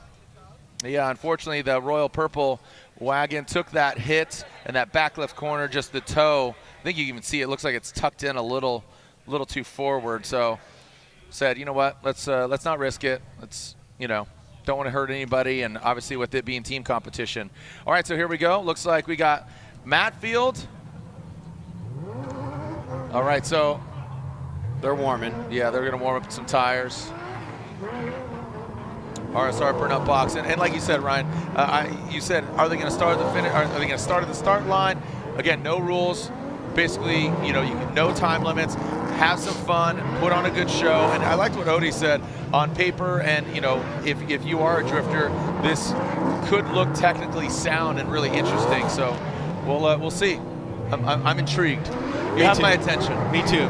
I think, you know, everybody loves a drift train. Yep. And this is a kind of a drift train plus type of situation where pretty much can do whatever they want to do. And if they want to burn through a set of rears in 1 lap, right, more power to you. Again, so we are finding out that Dylan's riding with Freddie. So Dylan's right there in the middle, riding with Frederick Osbo. How do you say number 2 in Japanese, Dai? All right, here we go. Team USA, Team Drift, RSR Drift Festival. We're tip to tail. Let's see what we got, kids. Oh, boy. Initiating in that first outside zone. Oh, Osbo passing. Taking an inside line. Alternated position. Yeah. So they went front to back. Okay, let's see what we got here. Odi Bakshis, now he goes in the middle. Oh. Okay. I see. There we go. All right, so alternated position. So we saw Freddie, did he go? He went mid to front, and then Matt went back to mid, alternated position. So a little leapfrog. Now I wonder, what are they? I can't imagine they would stop there. I imagine they're going to keep going. Keep it rolling, bros. All right, so they said, don't stop them. Let them go. No time limit. Let them go. They're going to keep. They're not done, right? No, they can have as long as they want. Let them go, bro. Open the floodgates. I think it'll. All right, so again, Team Drift, we are saying, hey, they go all the way through. They got more tires.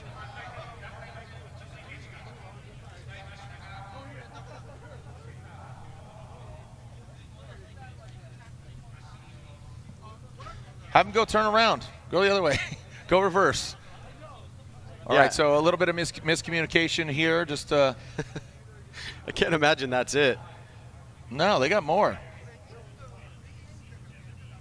Let them go, boys. There we go. Send them off. Go, send it.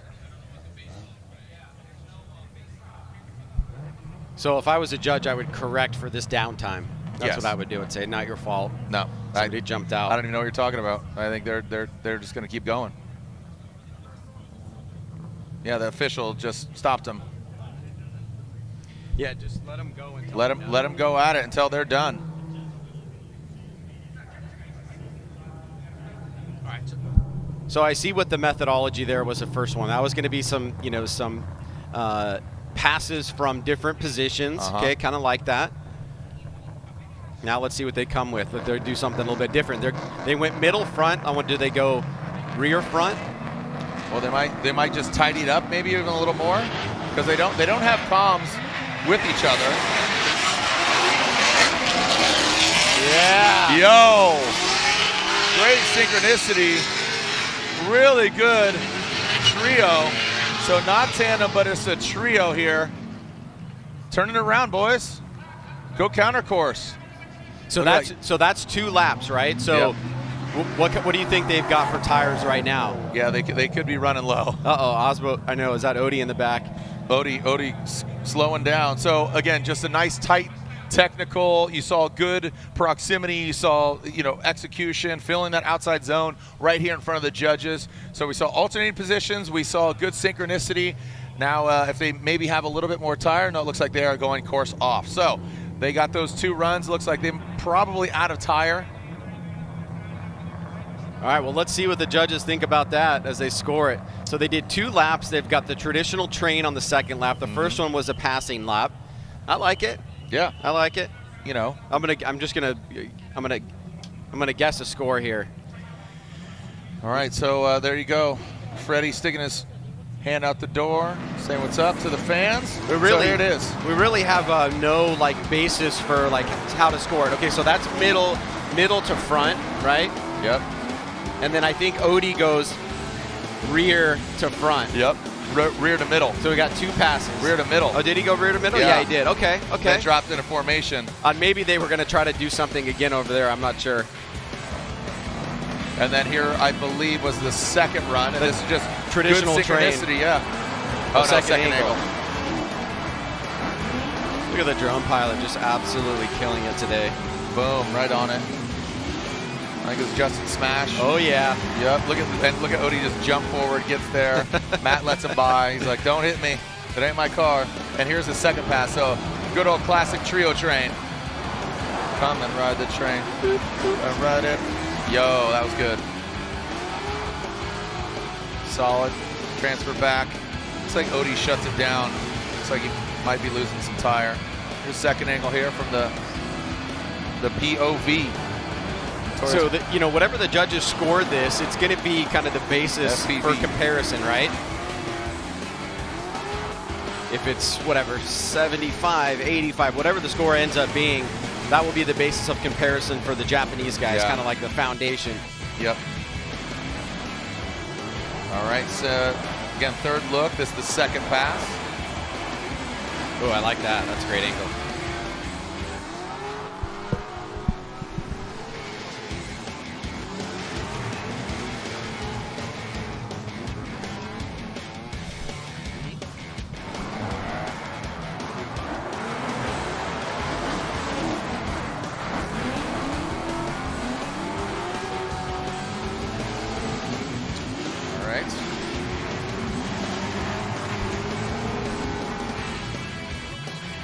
Little burst pass. Okay, Lewis, I see you. You're a little excited there, dude. All caps. Double burst pass, fool. What do the judges say? You see any computations going on over there?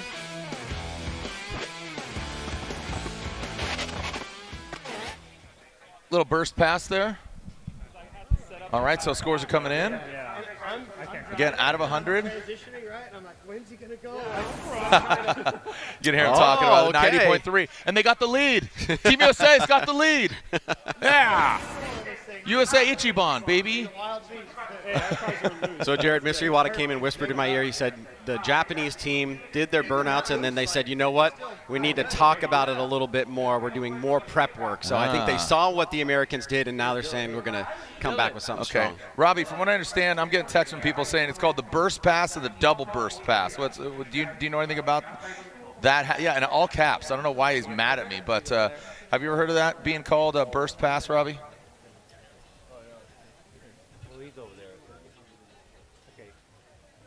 Robbie, down to you. All right, so we're down here with the Team USA. You guys just got a few runs in, 2 runs in. You didn't drive anything, but you were sitting shotgun in Freddie's car, and I know that was an amazing feeling. But that was a really clean run by you guys. And how do you guys feel about that one? You know, it feels great. We never practiced what we just did, and there was 2 passes in that whole run. There's not that many corners, not that many transitions. So to pull off 2 passes with 2 different cars, I think I'm pretty stoked on it, honestly. Yeah, if we practiced that, it'd be even crazier, but I was really happy for us just doing it for the first time and pulling it off. The last run, we just stacked up. We agreed to shut it down on the normal finish line, so I shut it down there, but Matt and Freddie had some fun going into the last turn, but yeah, as the 3rd car, I just did what we agreed on. I didn't want to risk it and, you know, do something to the back of these guys' cars, so. All right, so you guys had a plan, but it seemed like when we were doing an interview with Arito, seems like the Team Japan didn't even have any plans. We're going to be seeing them in a little bit. How do you think they're going to do? I suspect that they'll just keep it very clean, very wide, kind of traditional, which is what we went for on the 2nd run, because I don't know how good the pass would have looked or anything. So I expect that a lot out of these guys. I mean, they're legends for a reason. All right, so how did it feel to be in the passenger seat of usually one of your rivals that are in the Formula Drift USA series? Yeah, I mean, just being deadweight was actually pretty sweet. It was just, you know, no pressure on my end, you know. I didn't have to worry about messing anything up or running anybody else's car, so I'm always a big Frederick Osbo fan, so I've never ridden with him before, so to be able to ride shotgun with him was an absolute pleasure, especially in such a legendary car like that. So, yes, my car is a little bit damaged, but, like, I'm huge smiles all around, and I'm just ecstatic, so good times. All right, well, great job, Team USA. Thank you so much, Robin Ishida, Team USA. We will see what Team Japan does. Legends of the drift course. I wonder if they're like, oh, we got this. Or if they're like, oh, again, hold my Asahi. Let's do this. Yeah. Let's get it. All right, so again, look at these iconic cars. The gentleman behind the wheel. You got Nobuteru Taniguchi. You got Hibino, Max Arito. But here we come. Here we come. Their final driver, Imamura. Look at that lineup. This looks like a video game, right? I mean, the RSR Drift Festival. I'm just claiming right now, we need to today get the Today family RSR out here. All right, we're 4 wide, and how are we gonna land? Max Arito leads the pack, coming in like Max suspected. A little traditional here.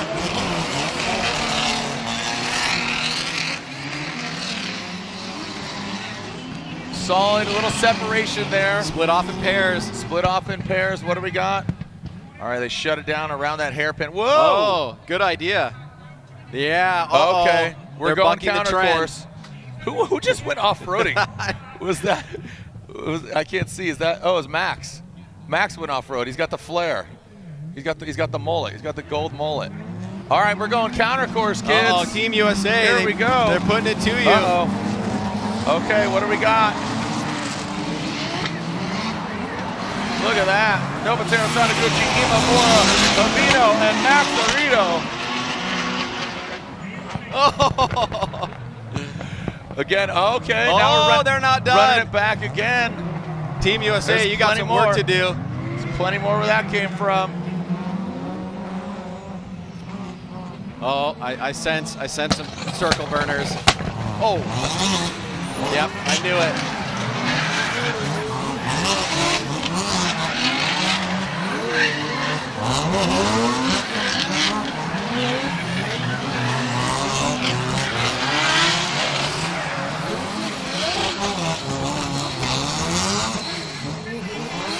Hey, hey, hey! Yo! Team USA, I think you just got stopped. Yo. Are they one and done? They're like, that's it, drop the mic. Hibino, Max Arito, Imamura, and Taniguchi. I hate to say it, but that was pretty awesome performance. That was pretty fire, boys. Yeah. It's pretty good. Pretty solid. Hey, guess what? They got another run. Yeah. They got another run, so let's see some fresh rubber and see what we got. I see scores going in real quick. I have to imagine just because the content was more and more drivers and they used opposite course and they did circle burners at the end, I think they're going to have the lead. And it started pretty subdued, and then it leveled up. Yeah, they surprised us. Yeah. They flipped it around and said, hey, you know what? You guys said we can do anything, so we're going to go opposite course. Surprise, And then we're mother going to go trucker. back again. All rise, mother trucker. Here we go. Large fries. Now let's see if we can who was the one that went off first. Did it mean right Arito. there?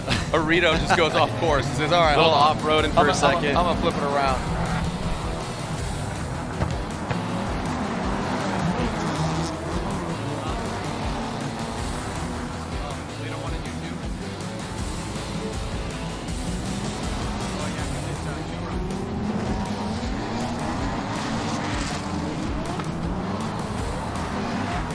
Oh, he broke the shifter. Max, he broke the too much Max. We're hearing that Max Arito, he's out. He broke a shifter.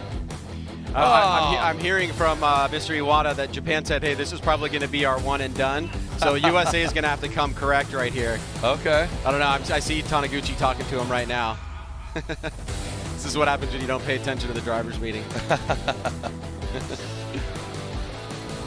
3 car? Okay, they're gonna come back second run with 3 that cars. fits because Team USA only has 3 cars. Yeah. So, hey, and here's the counter course, return lap. Now the icing on the cake for me is the choreographed circle burners, as they say in South Africa, but. Yep. South Africa.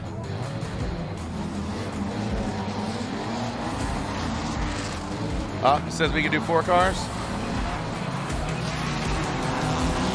Max went 2 max on that shifter, dude. He broke it. We have the Americanos ready to go. And there they are. That's when they flipped around, and then they rocked some donuts. So the Americans got a 90. I mean, just being honest, the Japanese guys put together a better performance. Yeah, they leveled up. Yeah. They did opposite course. They did circle burners, and they did regular train. I would say they're the 3 car compared to the 4 car, it was a little tighter, but I like utilization of the course. Yeah. Well, he's saying now that they might just try to bring the 4th car out after all. Yeah, they're upset now. Oh, now they're brainstorming. I was thinking about it. I was like, Come on, guys. Somebody should jump the curb. See that jump in the middle right there? Oh, dude, do it. Let's go. All right, so scores are in. Oh, they got a 95, so they better. Leveled up. Yep. 4.6. What is that? 4.67. All right, Robbie, what's Team USA doing, man? They're plotting, they're scheming. Come on, man. Let's go, Team USA. All right, I'm down here with Team USA. Earlier, we didn't get some words from Frederick Oswald, but he's here with us. These are the 3 drivers that are going to be driving because Dylan's car is down, so it's going to be 3 cars doing another session. But I think there was a small misunderstanding with the drivers where they just did laps, but actually you have 60 seconds of freestyle, and you saw the Japanese guys do it. What are you guys going to do next? Yeah, we got a little lost in translation there. We're just figuring it out now, but we have the benefit of having watched the J guys now. That was a really cool show. We're actually talking about going that reverse direction earlier. We have a plan that's forming right now. We're going to go out there and give it our all. All right, so you guys heard it. They have a plan. That's what they say, but that's what they say. But I think we're making stuff up on the fly. Oh, Robbie said you have 60 seconds. That wasn't part of the rules no, either. No, it's no time. Just basically burn them to earn them, baby. So you got no time, no clock.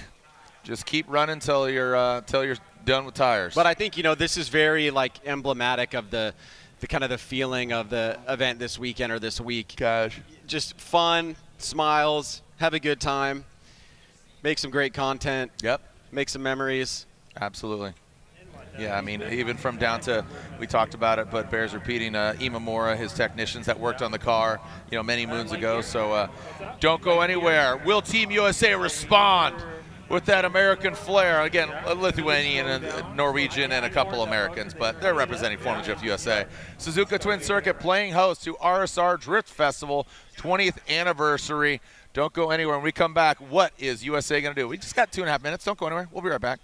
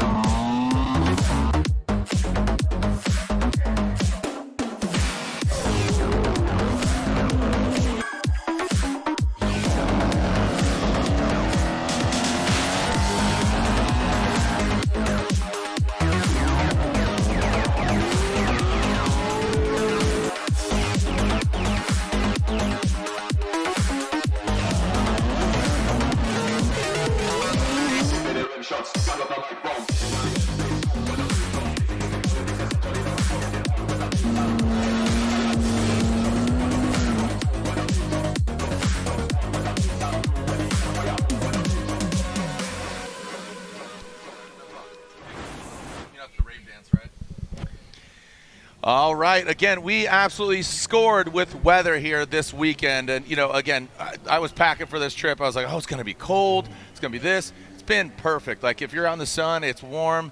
In the shade, it's pleasant. You got to hit yourself with a nice, you know, light jacket in the morning, and okay. then you can go lighter. Who are you wearing? Who are you wearing right now, right?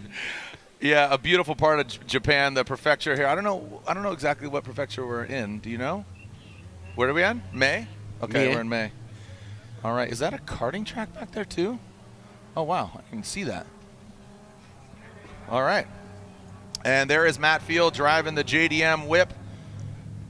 Masayama, thank you so much for loaning your vehicle. They got their work cut out for them now. Dude, Team Japan dropping hammers. That's right. Baked Fresh Daily. So again, Team Japan has a 95. It's the best score of 2, right? So Team USA got outwitted by going counter course. Got the circle burners. Oh yeah. Got the flare. Breaking shifters. Snapping necks. Cashing checks. So here's our Team Drift Run 2. Team USA. Come on, guys. Step it up. Take them down. Sweep the leg. Put them in a body bring the jump bag. out. Let's go. Dylan Hughes got to do something. He's got to put on a costume or something. I feel like that might level up, right? What do you think? I'm in agreement. I'm standing in agreement with you. All of it. Just do all of it. Whatever you got, do that. Matt Field's ready to tear. Look at Matt's like, okay, do this. Sweep the leg. I know. Just, yep. Look at he's adamant. These are the frenemies right here. They were once Falcon Tire teammates. I know the Scarpellis are watching it in Teja right now. Oh, no kidding. Yep. Cool. Yep. So a lot of friends watching back in the States. Well, I mean, that's another thing is that they intentionally plan this for early evening hours on the PST side of things, and so that's why, you know, we started the event here 11 o'clock local time. Yeah. What is it? It's Thursday for us. It's Wednesday back there. People are finishing their 9:30 p.m. They're finishing their brines. Yeah, they're finishing their brine right now. They're lighting up the smoker, getting all prepped for the turkey. Cranberry fan, straight jellied can or like the raw cranberries? A jelly can. Yeah, like nuclear. Yeah. Nuclear. Yeah, that's what's up. You know the best part of the more hood life, the better for me. Yeah, the more red number 5. Yeah, which is I think illegal here in Japan. But the post Thanksgiving turkey cranberry sandwiches, can't beat them. Strong. Straight white bread like Wonder Bread, cranberry, mayonnaise, and turkey. Chef's kiss right there. Boom. All right. Run 2 for our RSR Drift Festival team competition. Japan, ding ding, they won round 1. They got 95. There's no rounds here, but they bested USA, who went out first, got a 90.33. So our judges, Ernie Fitzmer being real judgy over here, Dai Yoshihara, Andy Yen. You guys are real judgy, and that's what you're paid to do over here. So, all right, here we are. You're pointing, watching, look at the baby, look at the baby. You know, catch an early flight home from San Diego, jump out of the closet like it's a magic show. You know what I'm talking about. What my friend's trying to say here is love is blind. It's been fun, Ryan. Thanks for having me. Yeah, Thanks. man. Congratulations on 20 years for RSR, for Formula Drift. And again, just celebrating drifting in a very, very fun way. So thanks, Ryan. Got you, baby. Odie Bakshi's opening the door, airing it out. Let's go. Let's get some rodeo action. Yeah, it's riding doors. Could he hit that level? Let's get ready to send it. We got a 3-car train here. Matt Field out front, Osbo in the middle, and Odie Bakshi's in the chase position. Straight up. All right, throwing down. Okay. Oh! No! All right, he goes out a little bit. Okay, now we're going to the 3-flyer, the triple fire flyer. Okay, now they loop it out. Okay, not the tightest. Could definitely throw another stitch in there, tighten that thing up. Now they're going to the backside of the track. They might loop it over here. What are they going to do? They threw a surprise at you. I like that. Oh. Okay, we're going counter course. We're going counter course, kids. Matt Field still out front. It's an Osbo sandwich in the middle with Bakshi's in the rear. Oh. Okay, we're going synchronicity here. There's going to be another one. What do we got here? Oh, right, it's going to be right here, right? Yep, it is. Oh, buddy! Oh. Go, go, go, go! Yeah!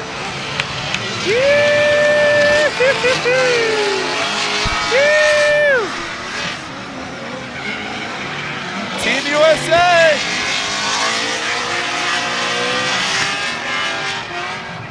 Team USA. Oh, they're not done. They're not done. But wait, there's more. They're going for dirt. Okay, what do we got? They can't see each other. Oh, they are. Maybe they are done. Yeah, there they are. They say, "Hey, make some noise." I think that was leveled up. I think it leveled up, dude. All right, Team Japan's got to bring it. Dylan Hughes, his spirit animal. Diesel Dozer. Make some noise for him. Matt Field, Frederick Osbo, Odi Bakshis, and last but definitely not least, come on now, hype it up. Dylan the Dozer Hughes steps out. Dylan Hughes. Team USA, baby. 95 is the score. Okay. 95 is the score. You judges. Let's go 95. Get involved. There we are. Look at this group huddle. That was the newest boy band to hit Japanese shore. You got Odie, the Dozer, Hammer, and the Beast. This is FD USA. Borrowed cars, risking it for the biscuit. Attaboy, Matt Field, Osbo, Odie. And let's take it, let's run it back. Ryan, what stood out to you, man? I thought right out of the gate, the try fire, baby. The creativity, like ad hoc in real time, was really cool. I love this shot from above. Pretty well choreographed. They threw us for a twist at the end, going in the opposite direction. And that.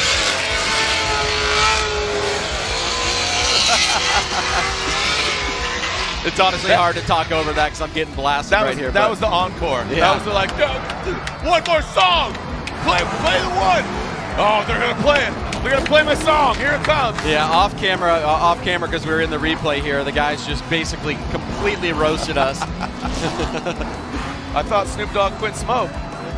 Good marketing. That was great marketing. That was great marketing there. But overall, I feel like that was a level up. Okay. The score to beat is a 95. I think it did it. So let's see. Judges scrutinizing over here. Is it going to be enough? Again, creativity. I think they could have tightened it up. I think, Matt, if he was in his Corvette, I think could have really tightened it up. Also, keep in mind, 3 cars compared to 4 cars. Yeah. So, you have that to deal with. So I think out of the gate, they pulled their Achilles heel like that dude did on the Lakers game the other day. Did you see that guy? No. He burst his Achilles. It was kind of sad. But, again, down a man, I think that kind of hurt him.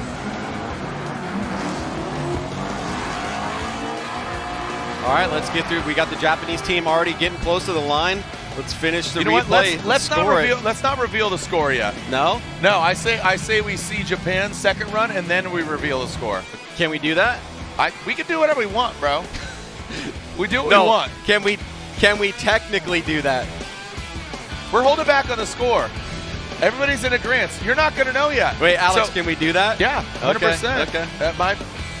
My director's saying we could do it, so we're not. We can do. Ryan, run across track. Go streaking, dude. Let's see. We can do whatever we want, Ryan. Okay. It's hot out here.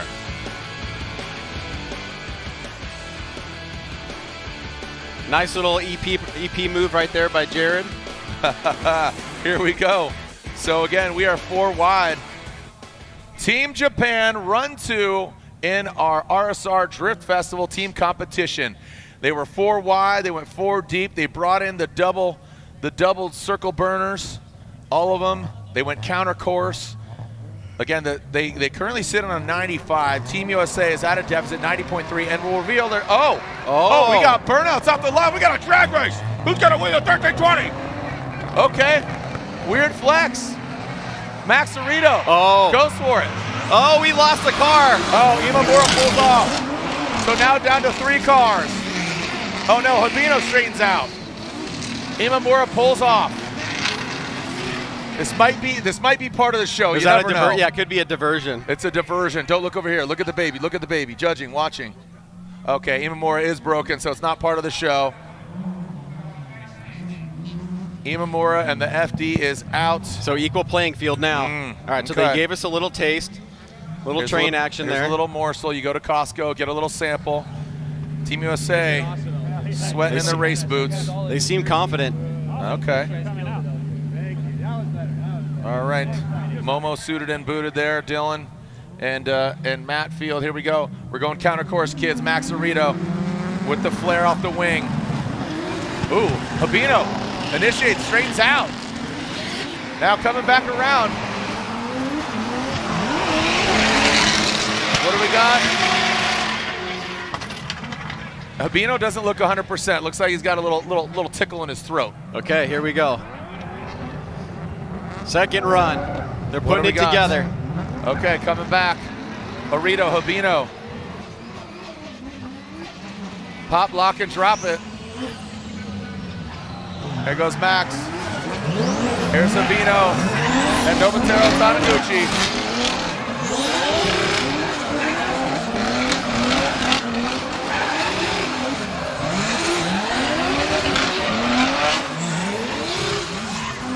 Hey! Anything you can do, I can do better. Anything you can do, I can. No, he can't. Here he can. No! Make some noise. Okay, we can bring the American. Imamura pulled off early, but make some noise for our boys here. Habino, Taniguchi, and Arito-san. Maximum Arito. Okay, let's keep making up the rules as we go. Should we get the USA guys down? Let's and then get do a trade the of reveal? all the cars. Just go for it. No, I'm joking. Max Arito, Knob, Habino, great job out there. Unfortunately, Imamura, he got pushed off. He got pushed on. Now he's getting pushed around. A great show here. How Thank are we you gonna so do much. Bring the American drivers on track at least. How are we going to do the reveal? Oh, look at Imamura is 8 manpower now. He switched from horses to men. Look at this. Oh, assisting out here. Bringing him out. RSR Drift Festival. As I'm seeing, oh boy. All right, bringing whatever cars are surviving out on track. You put Alex in a tough position here. How are we going to do the reveal? I'm just going to announce the winner. We're not doing the reveal. I'm just going to announce it. So again, Team Japan in their first run got 95, which best Team USA have 90.33.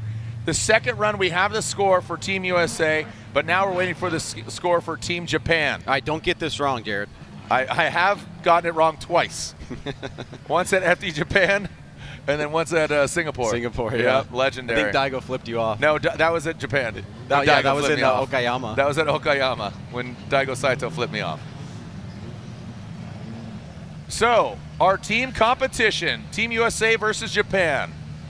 Again, we had Arito, Nobuteru Taniguchi, Habino, Imamura, Matt Field, Odi Bakshis, Frederick Osbo, and look at the crab-walking BMW of Dylan Hughes making his way out here, just crawling his way to the line, four guys deep. Make some noise for all of our drivers. Thank you so much for joining us out here. Congratulations to Habino, who is our Backy winner. He had the best Backy, which got him that #1 spot. And then Frederick Osbo gets the win in the head-to-head competition. Ryan, some updates. Okay. He's going to first reveal the Japanese score. Okay. First the U.S. score. Okay. And then the Japanese score. Okay, Team USA.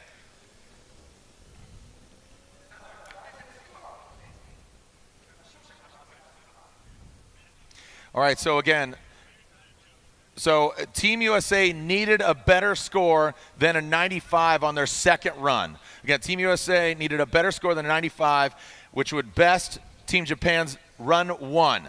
And the score for Team USA on their second run is...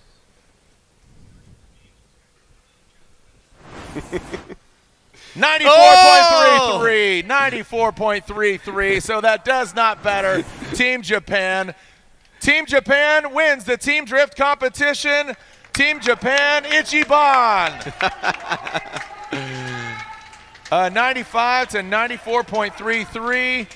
And again, Team Japan, their second score Round of applause, hugs all around, high fives and handshakes. RSR Drift Festival, congratulations. Thank you so much to our pilots. Again, Odi Bakshis, Yuichi Imamura, Nobuteru Taniguchi, Dylan Hughes, Tetsuya Habino, Matt Field, Frederick Osbo, and Manabu Orido. Japan #1! Okay, all right. You keep it down out there. All joking aside, thank you so much to our whole crew, our staff, Kemp and his team, our drone pilots, of course our judges, Dai Yoshihara, Ernie Fixmer, Andy Yen, our drivers again, Team USA, Dylan Hughes, Frederick Osbo, Matt Field, Odi Bakshis, and our Japanese drivers. That is Nobuteru Taniguchi, Manabu Orido, Tetsuya Habino, and that of Max Orido. Robbie Nishida's down there with our Team Japan. Robbie, which flag are you flying, America or Japanese, bro? Japan won, so go Japan! So congratulations. おめでとうございます. And he said he didn't really have a plan. I wonder when they made that plan up, but さっきね、作戦がないという話をしてたんですが、綿密な完璧な作戦があってですね。スタート1分前に決まりましたから。He said they made up the plan a minute before they started.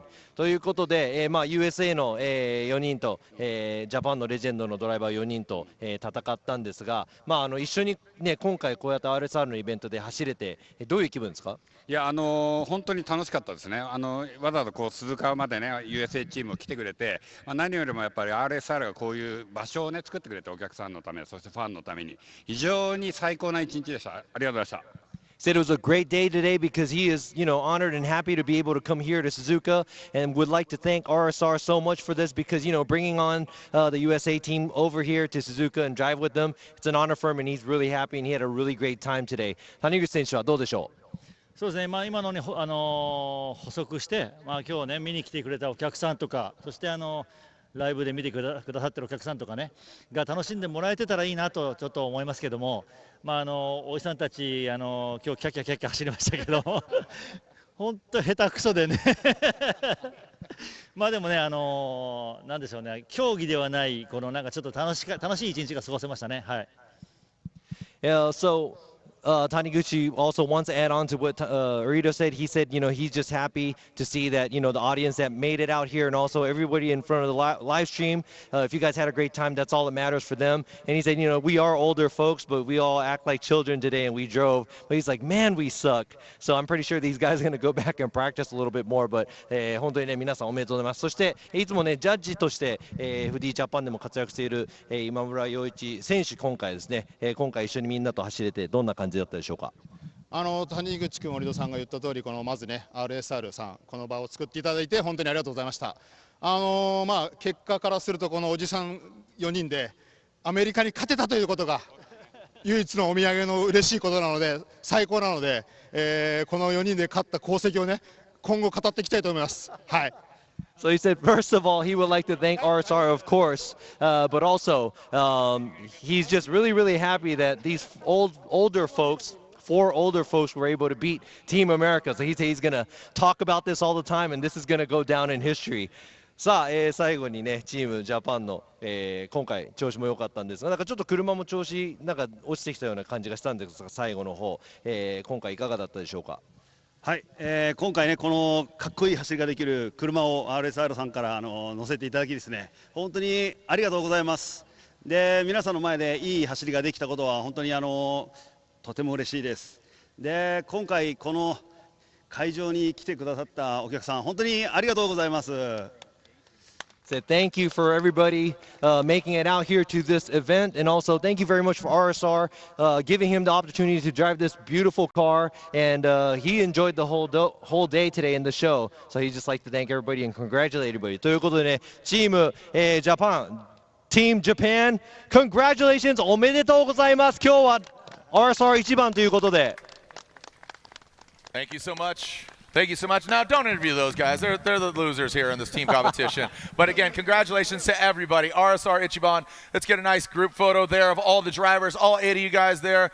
hug each other like you act like you like each other. But thank you, all joking aside, thank you so much. Again, congratulations to all our drivers. Thank you to all the fans for tuning in. Thank you, Ryan Sage. Thank you to our judges, Owada. Thank you to, obviously, RSR, the Drift Festival. That's a wrap. Kumiko Tere and Kengo Tere, thank you so much for all that you have done to create this one-off event. Let's keep the party going. Thank you so much. RSR Drift Festival 2023. That's a wrap, Ryan. One of the greatest memories I'm going to have for a long time, coming full circle. Appreciate RSR for everything that they have done in FD Japan.